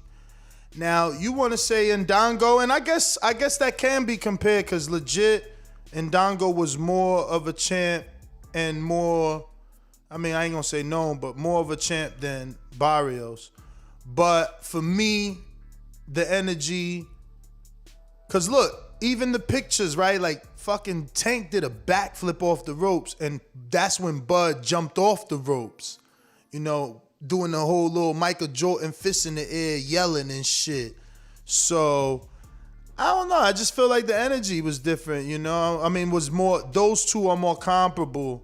I guess I'm also lusting over the name Gamboa and you know Ndongo doesn't do it for me. So for me, you know, when he did the Gamboa fight, that's and he was meaner in that fight. Like there was a little bit of resistance, and there was a little bit of resistance for Tank in the Barrios fight. But you know, semantics. I definitely didn't shit on him, but if I want to be technical, when he fought Khan, they fought in New York City because it's cheaper and closer for the United Kingdom to get to America, obviously. Same thing for Russians. There's a heavy Russian demographic in New York City. New York City is a melting pot for boxing as well. Remember, Madison Square Garden is the mecca of boxing. Like, you know, that's like Tank going to Atlanta, right? We've been wanting Wilder to go there because we knew they were starving for entertainment. It takes somebody to go do it, though, on a big level. Shout out to Tank and CMT for seeing it and capitalizing. I hope they don't go. You know, people get so they such haters. They want to see you lose so bad, right? That they want you to go out of the market that's embracing you. Like I remember when Ward used to fight in Oakland, people would get mad. Oh, but he's in Oakland. He's got hometown favorite. It's like boxing is so backwards, bro, right? They say you don't got a fan base. So then when you got a fan base and you fight in front of your fans, they say you got hometown advantage and you must leave your fan base. Motherfucker, I just built them up and now you want me to leave them. Nah, let's see, can they travel? I'm telling you, boxing ain't shit. Boxing ain't shit. You work your whole life. Like, yo, Fernando Guerrero, y'all would never know, but this dude was doing like 8,000 before he ever got on Friday Night Fights. He was selling 8,000 tickets in Salisbury, Maryland. Dominican dude. Barry Hunter training him. Selling out. 8,000 tickets, bruh. And instead of people embracing that, they took that ticket seller and they just put him in tough. I ain't gonna front. He wasn't supposed to lose to Grady's Brewer, man. He fucked that up. He took that loss to Grady's Brewer. Then Andre came and beat up Brewer. Fucking Andre. Always beating somebody up. They ain't got no name. Because none of y'all don't know Grady Brewer. But shout out to Mr. Brewer, man. My man made it happen. Limited and made it happen, man.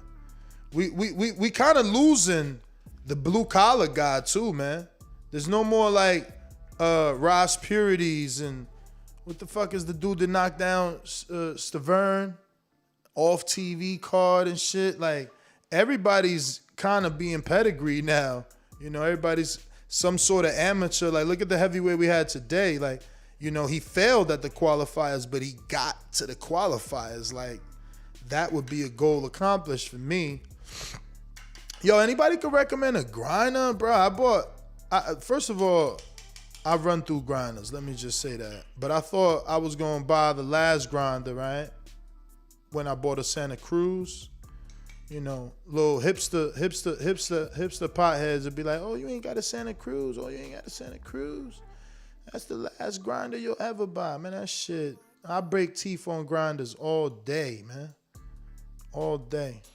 So then I switched to the raw one, which was a four level, you know, instead of a 3, 4. And that shit, the teeth fell off of that shit. I'm like, what the fuck?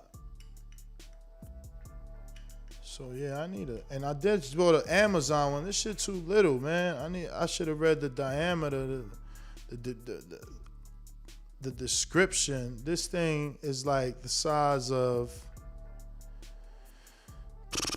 maybe it's an inch, 2 inches, 2 inches square or circle, whatever. Shit ain't doing it, man. I need something bigger than this. But something good, man. I'm tired of buying. I feel like I just bought this raw one too a couple months ago, and I know I did. I'm telling you, I seen it on Instagram. I followed the raw account, and I was on it. It was dope. I never had a 4-level one. Catch the Keith. You know what I'm saying? I going to school right now. Oh, I think that's everybody. I'm going to go ahead and cut out.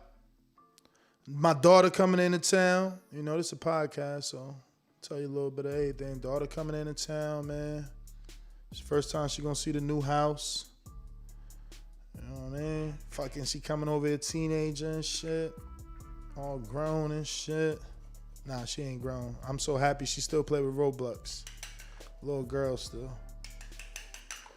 But yeah, I'm gonna be doing that. So I don't know, you know, she want to do anything. I might have to be moving my shows to the evening time just to let her enjoy the weather and stuff. But we always working, man. We are always working, and it never stops. So don't forget to subscribe to the YouTube channel. Click that notification bell because you never know when I'm going live again. Spontaneous shows are my thing. We're definitely doing Untitled today. We weren't able to do it because I was at the gym, but you know I no longer fail you on Patreon, whether I have a co-host or not. I'm doing all my Patreon shows. Hopefully you subscribe to Patreon. You was able to ask Danny Garcia and Chris Colbert a question. If you're not subscribed, that's what happened. You dropped the ball and you ain't get your question answered. And that's also the other beauty for the community. As a community member, you know that you've been rocking out with me for a long time. Like Caesar, when you go drop your question now, you know, not only is it going to be here for the TBV community that knows you already as a caller and in person for some reasons, for some events, but that's going to get out. Now, hundreds of thousands of more people are going to see, like, oh, these exclusive questions, Danny, are from our most loyal Boxing Voice listeners. They're like, damn, I want to be a Boxing Voice loyal listener and ask Danny a question or ask Keith a question. And that's going to get the word out, too, that this particular interviewer gives his patrons the ability to ask certain fighters their questions. So it all comes back, man. It's like a giant commercial is how I'm looking at it. I'm looking at it in a positive light. I'm looking at it like, yo, it's one giant commercial to promote the Boxing Voice to a demographic that is solely boxing. So, you know, again, it's just so weird that there could be anyone that think that was a dumb move. It's just like, wow, how can you think that way, my friend? Where is your sense of business? But we got Rodney that says, Ness, when y'all coming to Cali, man? When we coming to Cali in terms of what, though? What are we talking about? Because I'm trying to come to Cali. It's just y'all so expensive, and ain't y'all on lockdown or shit is, not right over there right now or something like that? Okay, he sent me, what's this? How big is it, man? Aqua Crush? No, a Q Crush? Yeah. Send me a link, champ. I need an Amazon link, man. Yeah, and then I'm going to use my Amazon link. So if you shopping, don't forget to go to theboxingvoice.com/sponsors. That's a free way to support your favorite podcast. Remember, just yesterday I had to spend like $80 in gas, but I got you a shitload of content. You never know. My interview with Danny could spark a potential fight with Jermell Charlo. Like, yeah, many of you thinks he loses to Charlo. But at the end of the day, for Charlo, it'd probably be his first pay-per-view. And it all started here. And you are part of that community. You know what I mean? So our ideas, our opinions that we bounce back and forth off each other, off these phone calls, and chats and super chats, that could become a reality. You know what I mean? We matchmaking. I literally talked to Danny about Costa Zoo and let him know. He didn't even know Costa Zoo had a son named Tim Zoo and was doing big business. You know what I'm saying? So for Tim Zoo, you out there saying you want to send $10 million offers to Jermell, I just got you the Danny fight, man. Give me my percent, man. I got you the Danny fight. Wait till the interview drop. Wait till the interview drop. But I did that for you. And y'all can do that for a fighter too by signing up to Patreon and dropping a question. And I'm going to ask the fighter that question. You know what I mean? Don't forget to hit the thumbs up. Future, present, past is going to help with the visibility of the show. I just hit the thumbs up and got it to 214. Do me a favor. Hit that like a right hook from Tank on Mario Barrios' eye and get us to 1,000 thumbs up, man. Let's put this show in the eyes of boxing fans, man. And I'm out. Peace. Bye.